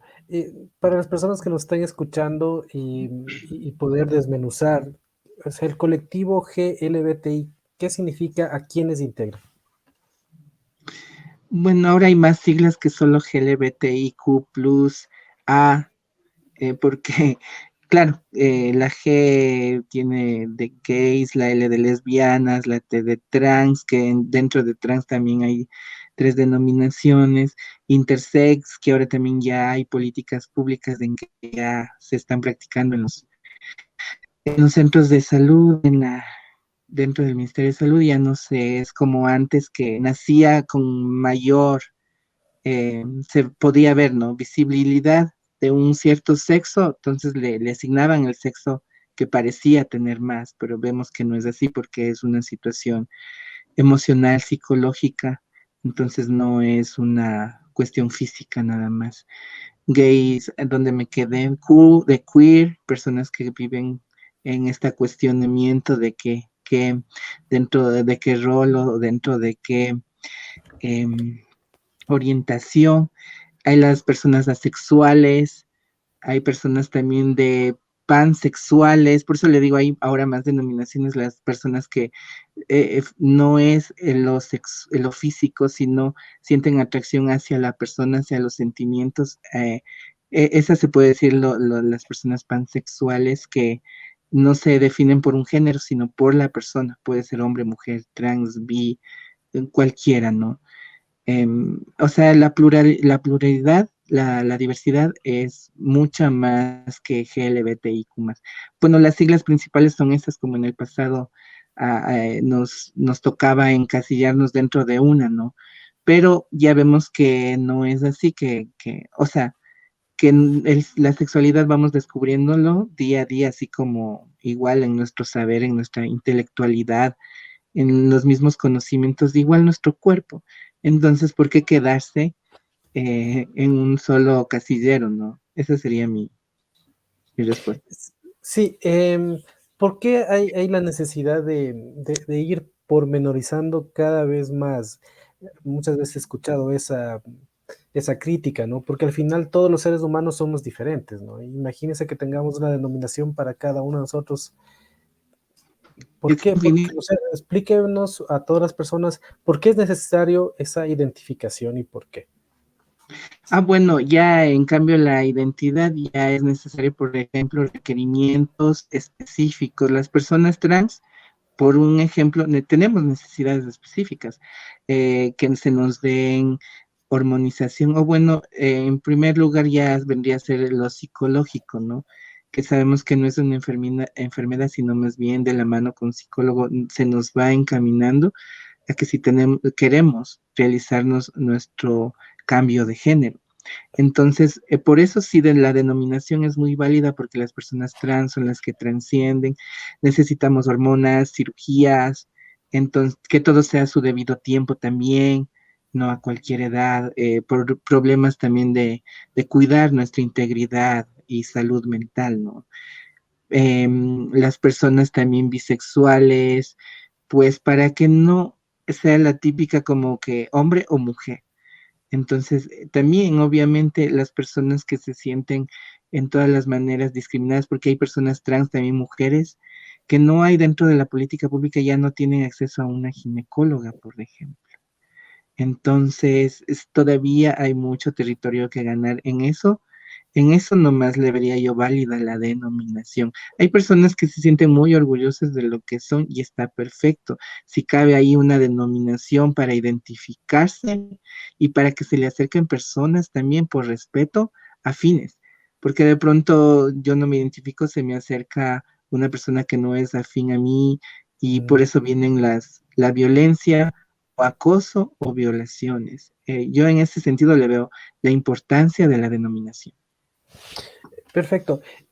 ¿Cómo todavía se está procesando la discriminación? Ahora vemos que hay mucha violencia en todo sentido, ¿no?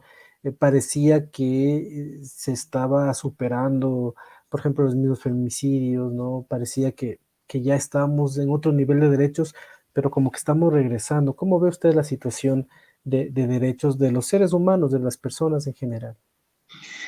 Bueno, eso viene de trasfondo de esta pandemia que estamos viviendo y hasta ahora, ¿no? Cómo nos golpeó económicamente, se agudizaron los problemas sociales, sobre todo. La delincuencia, ahora hay más narcotráfico.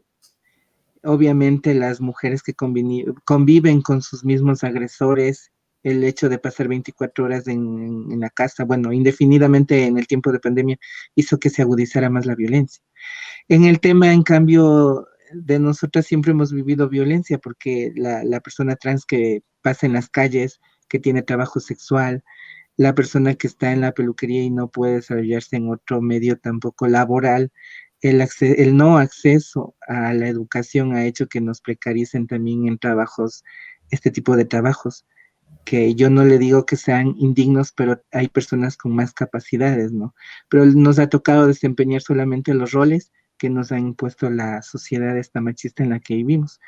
Bueno, en cuestión de que eso le digo, apuesto por las nuevas juventudes porque veo que está cambiando, pero en realidad las personas que ahora están en el poder, las que tienen acceso a generar la política pública, el que tiene un puesto a cargo, no es excusa, porque he ido golpeado muchas puertas y me han dicho, no entendemos del tema, de qué se trata. O sea, doblemente, perdón la palabra, pero es la verdad, doblemente ignorante, o simplemente esa excusa no tiene sentido porque tenemos la información en nuestras manos. Nosotros con teclear el teléfono tenemos acceso a la información. Entonces, en realidad, la violencia para nosotros siempre ha estado ahí. Más bien, nosotras nos hemos procurado nuestros espacios seguros. Y pues el hecho de ahora decirlo y manifestarlo libremente quiere decir que queremos generar ese cambio, que se va a generar ese cambio. Ahora el país está inmerso en hechos de violencia lamentables. Y obviamente nosotras que siempre lo hemos vivido, por eso le comento, nos sumamos al pueblo, nos sumamos a los requerimientos que se le está pidiendo al Estado también, aparte de muchos más, ¿no? Entonces yo pienso que hay que generar estos cambios, estamos a tiempo todavía. ¿En dónde entra el tema de la educación también? A veces se critica y en las redes también es algo a veces bastante violento el hecho de decir, ¿por qué se tiene que hablar esto a los niños, a las niñas pequeños y se juzga, ¿no? Entiendo. Bueno, pues que hay protocolos dentro del Ministerio de Salud. A un niño jamás se le va a decir, existen todas estas denominaciones y ustedes vean qué son. Se les va a explicar que existe hombre, mujer y, como en otros países, hay un tercer género. Simplemente hasta ahí.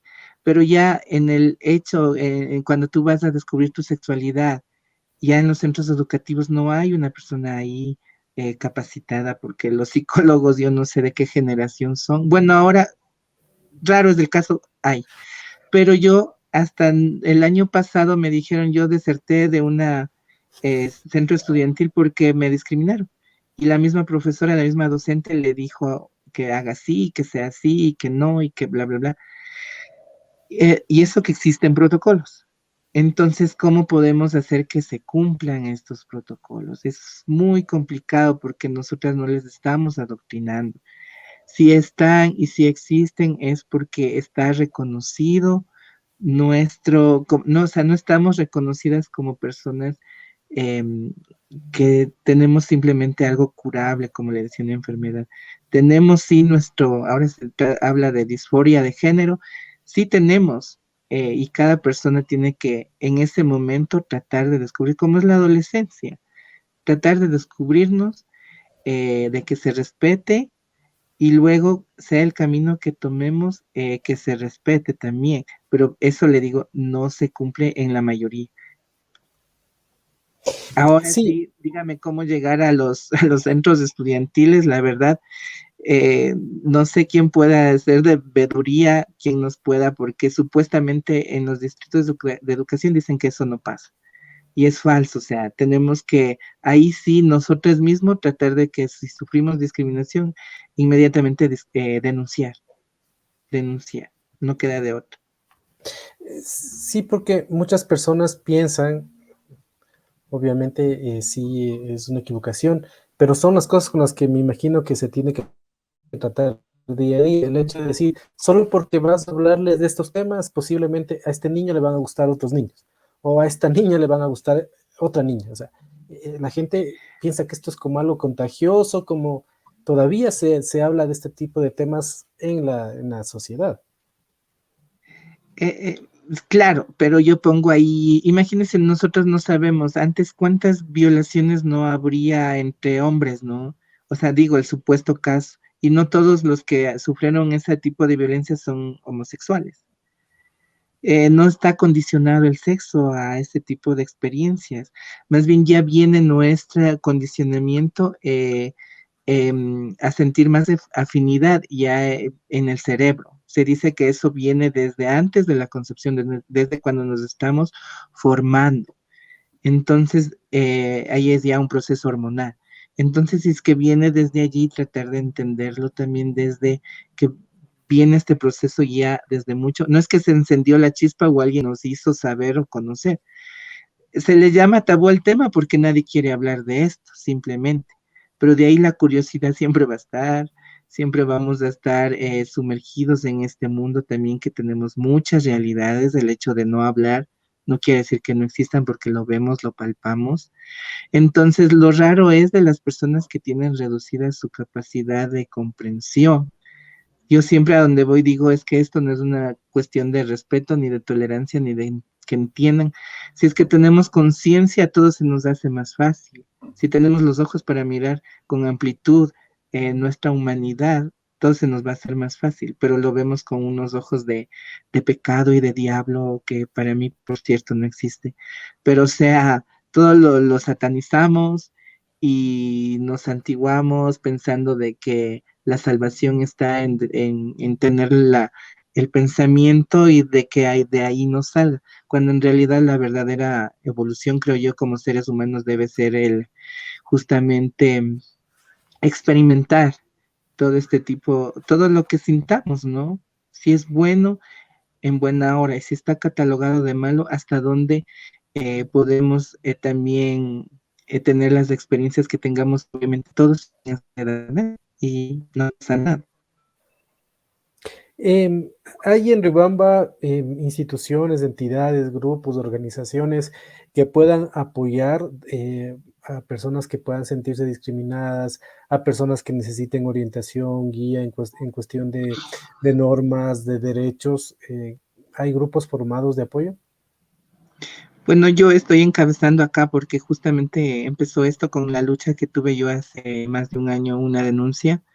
No tuve el apoyo ni el acogimiento de una verdadera comunidad. Entonces, nos estamos ahora organizando bajo el nombre de Resistencia.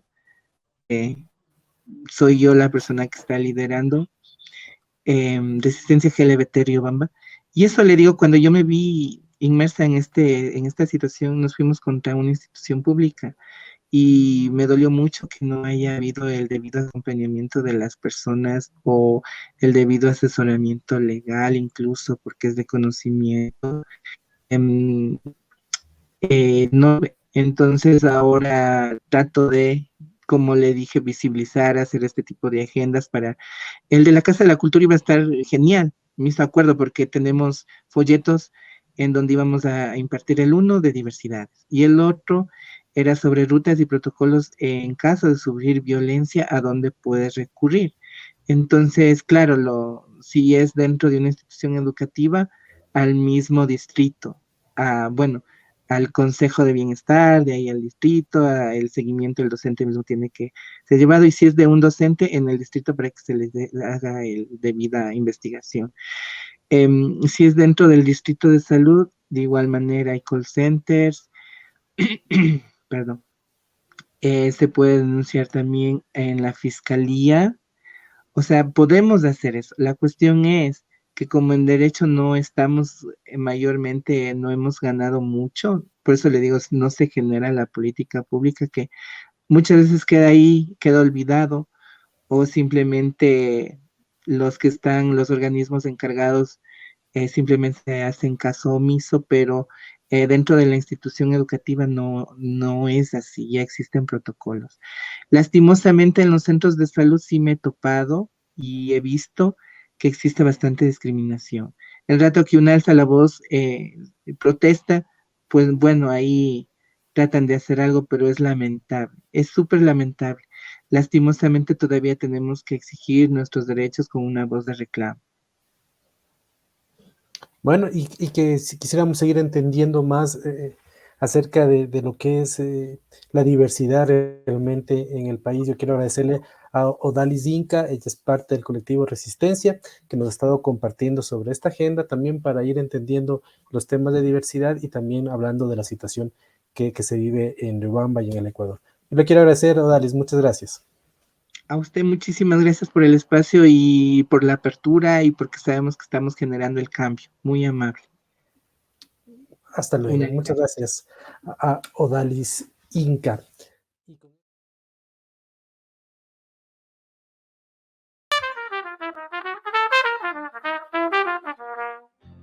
Para oreja, pon mucha atención porque ahora inicia el segmento. Déjame que te cuente el repaso de hechos relevantes de esta semana, aquí en tu programa, Entre Amigos y Conocidos.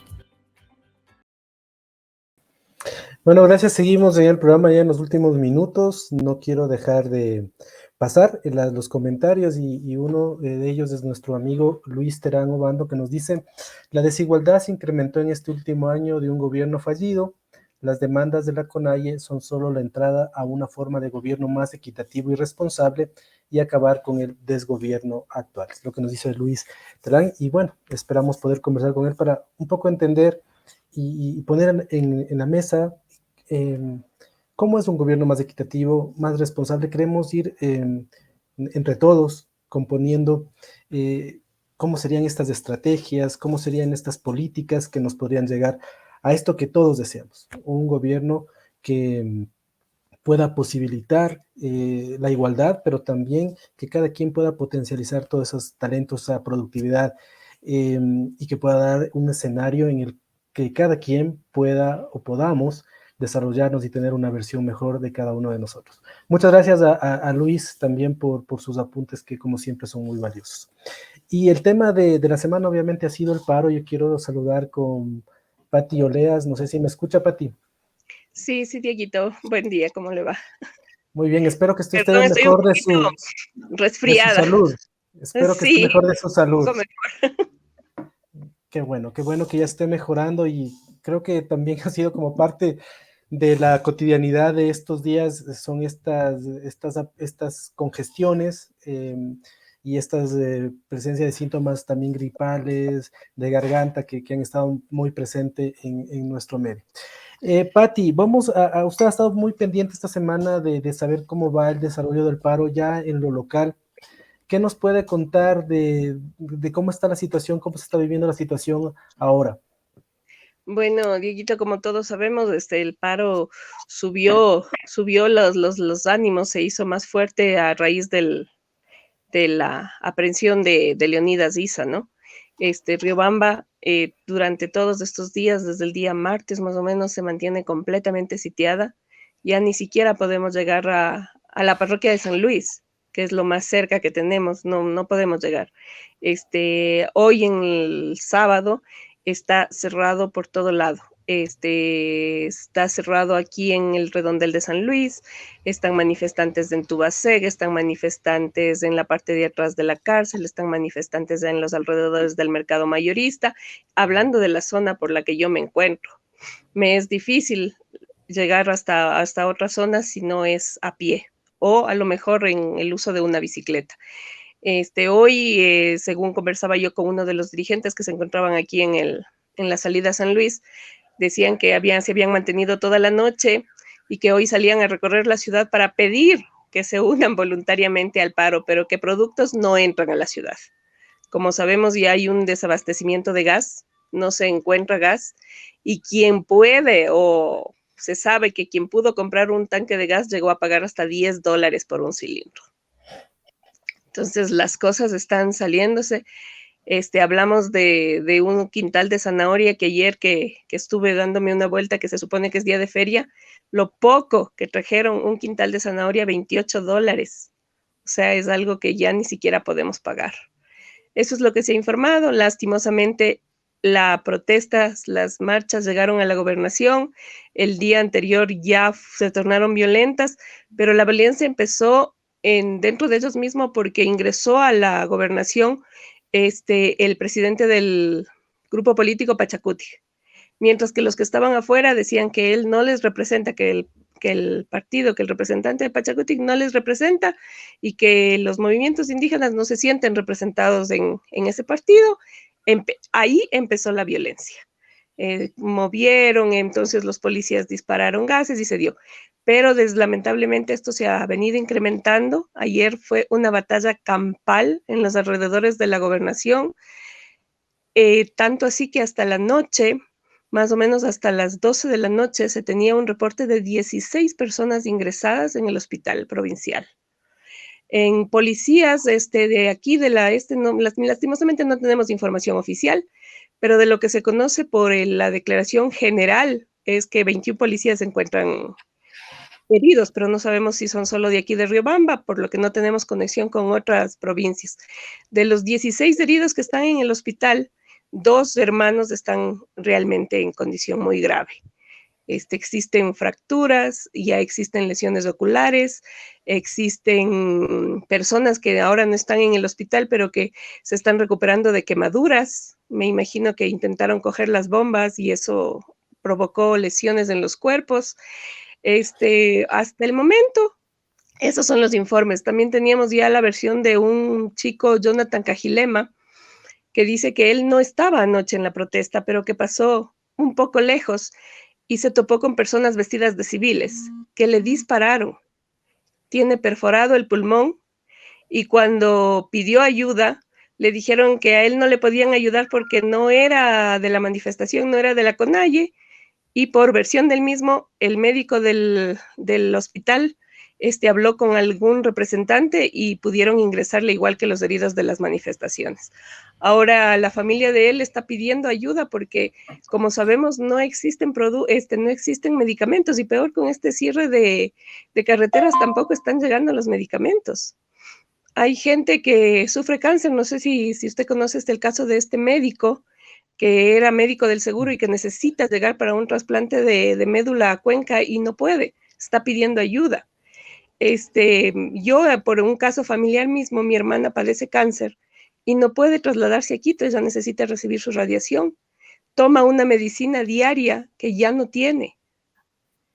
Entonces, o sea, yo entiendo, y es como toda la gente con la que he conversado, que he salido a las calles, dicen, todos entendemos, todos estamos afectados, pero hay cosas que no se pueden parar. O la salud de personas que necesitan movilizarse, personas que reciben quimioterapias, que reciben tratamientos que aquí en la ciudad normalmente no se dan. No existe la funcionalidad y no podemos salir. Y lamentablemente ni siquiera la provincia está considerada dentro del estado de excepción, por lo que ni siquiera somos tomados en cuenta, dada la gravedad como se está llevando la situación en la ciudad. Bueno, yo quiero agradecerle, Pati, por su reporte. ¿Qué se sabe en los demás cantones, tal vez? ¿Hay alguna Por información ejemplo, específica? Guamote, obviamente Colta, Guamote, Alausí, son cantones donde la presencia indígena es completamente mayoritaria, entonces todos están plegando al paro. Obviamente no existe atención en mercados, no existe igual, o sea, no existe atención de nada y no se puede, no hay comunicación con Riobamba. Los únicos que pueden pasar por las carreteras son los manifestantes que están llegando acá a la ciudad para plegar y que han dicho que van a ir para Quito. No sabemos absolutamente nada más, no podemos tener más que alguna comunicación con gente de allá que da alguna información, pero lamentablemente ni los medios de comunicación podemos llegar a los puntos para poder dar desde el lugar las noticias.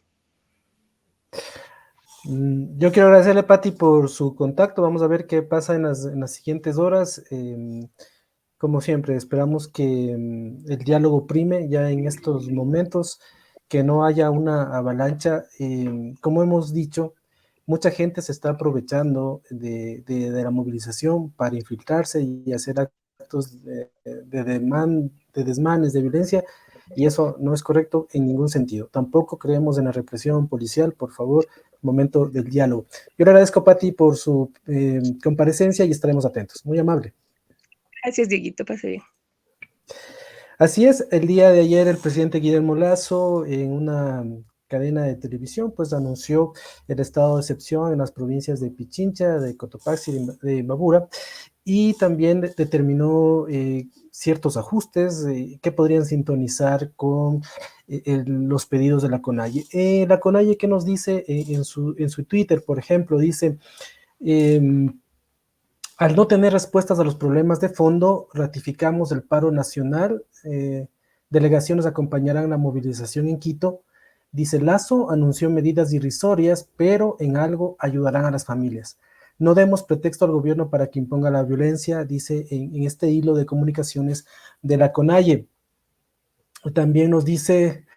El paro nacional busca respuestas a los problemas de fondo, según las 10 demandas puestas en Carondelet el 14 de octubre y el 10 de noviembre del 2021. Sobre los puntos específicos, la CONAIE dice, de lo anunciado por Guillermo Lasso sobre el control de precios, Lasso dice, se vio presionado para recién tratar este tema, presionado por la movilización que se ha dado en el país. También dice... De lo anunciado por el presidente sobre el sistema financiero, créditos y sectores productivos, no existe documento al respecto. De lo anunciado por el presidente sobre precios justos a los campesinos, duplicar el presupuesto para educación intercultural y emergencia en salud, no existe documento. De lo anunciado por Guillermo Lasso, dice bono de la pobreza, si realmente quiere una política beneficiosa, devuelva el bono a los adultos mayores. En respuesta a la CONAIE dice, tampoco existe un plan socializado de recursos naturales ni manejo de combustibles. Están así las cosas, hay una aceptación de que esas medidas en algo pueden empezar a solucionar, puede ser el inicio, como se ha hablado ahora, el inicio de un diálogo que ya se puede mantener y esto podría en cierto modo empezar a bajar los ánimos y a sentarnos a trabajar y a discutir los problemas de fondo. Obviamente hay una crisis económica, una crisis de precios, que si bien puede argumentarse que viene por cuestiones internacionales, también es cierto que para eso está un gobierno, a ver cómo puede resolver o disminuir este gran impacto que está sintiendo la sociedad. El empleo, ya antes de la pandemia, el empleo formal se había reducido, aproximadamente solo 3 de 10 personas tienen un empleo formal en el Ecuador. Podemos argumentar mucho también acerca de que estos temas de paralizaciones no coadyuvan realmente a hacer el empleo, pero hay una situación estructural que también debe ser tomada en cuenta. Ya nos decía Rodrigo Jordán la semana pasada, hay una desconexión tal vez entre lo que el pueblo está sintiendo y lo que el gobierno percibe que debe hacer. Y es el momento de empezar a sintonizar, cualquiera que sea, las personas que estén en el gobierno, a sintonizar realmente lo que la gente necesita y lo que la gente quiere. para resolver su situación, además de un gran conflicto, una gran crisis que es la inseguridad. Creo que ese debería ser transversal y empezar a unirnos a todos los ecuatorianos. Cumplimiento de derechos básicos, salud, educación, el tema de la economía, generar empleo, el tema de esta crisis de precios altos, influenciada por acontecimientos internacionales, es verdad, pero también hay que ponerse a trabajar en esos temas, sino para qué está un gobierno. Nos dice Ingrid, que nos está también sintonizando, es terrible que hayan esperado un paro nacional para decretar la emergencia de la salud. Creo que ese es otro de los grandes temas. Hemos visto cuestión de falta de medicinas, de atención. Creo que ha pasado un año y el gobierno tenía que haber encarrilado ya estos grandes temas, porque ya nos decía Rodrigo también, es el 25% de una gestión que se espera que sea así, pero es el 25%. Ya deben haberse encarrilado los grandes temas y los grandes ejes para empezar a paliar esta situación crítica que estamos viviendo los ecuatorianos. Yo quiero agradecerles a todos ustedes por la sintonía. Aquí lo que hacemos es debatir, discutir, hacer también abogado del diablo para poder sacar esos puntos de consenso, tal vez poner ciertas voces críticas a todos, porque creo que no deberíamos ofendernos por nada, sino más bien tomar esos puntos y decir dónde está un poco la razón que nos pueda equilibrar a todos los ecuatorianos. Y hay una crisis que hay que ser pues adoptada, y para eso está un gobierno. El gobierno está electo para resolver esos problemas. Y los demás debemos participar. Yo creo que el peor de los errores es, y eso es lo que yo no concuerdo con Giuseppe, en el sentido de decir, bueno, al Estado hay que pedirle cuentas, pero a los demás movimientos no podemos. Yo creo que sí podemos. Podemos decir, mire, las causas son justas, nos queremos sumar a esas causas justas, pero bajo estas limitaciones. Creo que es importante que digamos, miren, a la misma manifestación, porque creo que es un sentir ciudadano. También tratemos de identificar a gente infiltrada, tratemos de detectar a esa gente que está haciendo desmanes y violencia, porque estamos conduciendo a un choque de ecuatorianos contra ecuatorianos. Y creo que eso nada tiene explicación. Gracias a Ingrid, que nos dice abrazos fuertes y felicitaciones por tener un espacio pluralista y abierto al diálogo. Así es. Esa es nuestra modesta contribución desde los espacios de los medios de comunicación, y sobre todo de este espacio, que por pequeño que sea, queremos que sirva para poder conversar. Muchas gracias a todos ustedes. Ha sido un gusto. Esperamos que la situación mejore en bienestar de todos los ecuatorianos. Hay una situación de desigualdad que realmente debe ser solucionada. Muchas gracias. Y si Dios quiere, si Dios permite, estaremos la siguiente semana acá también conversando sobre la actualidad, sobre educación, sobre cultura, sobre patrimonio, sobre estos temas que hacen de la vida cotidiana lo que es. Muchas gracias y será hasta la próxima semana.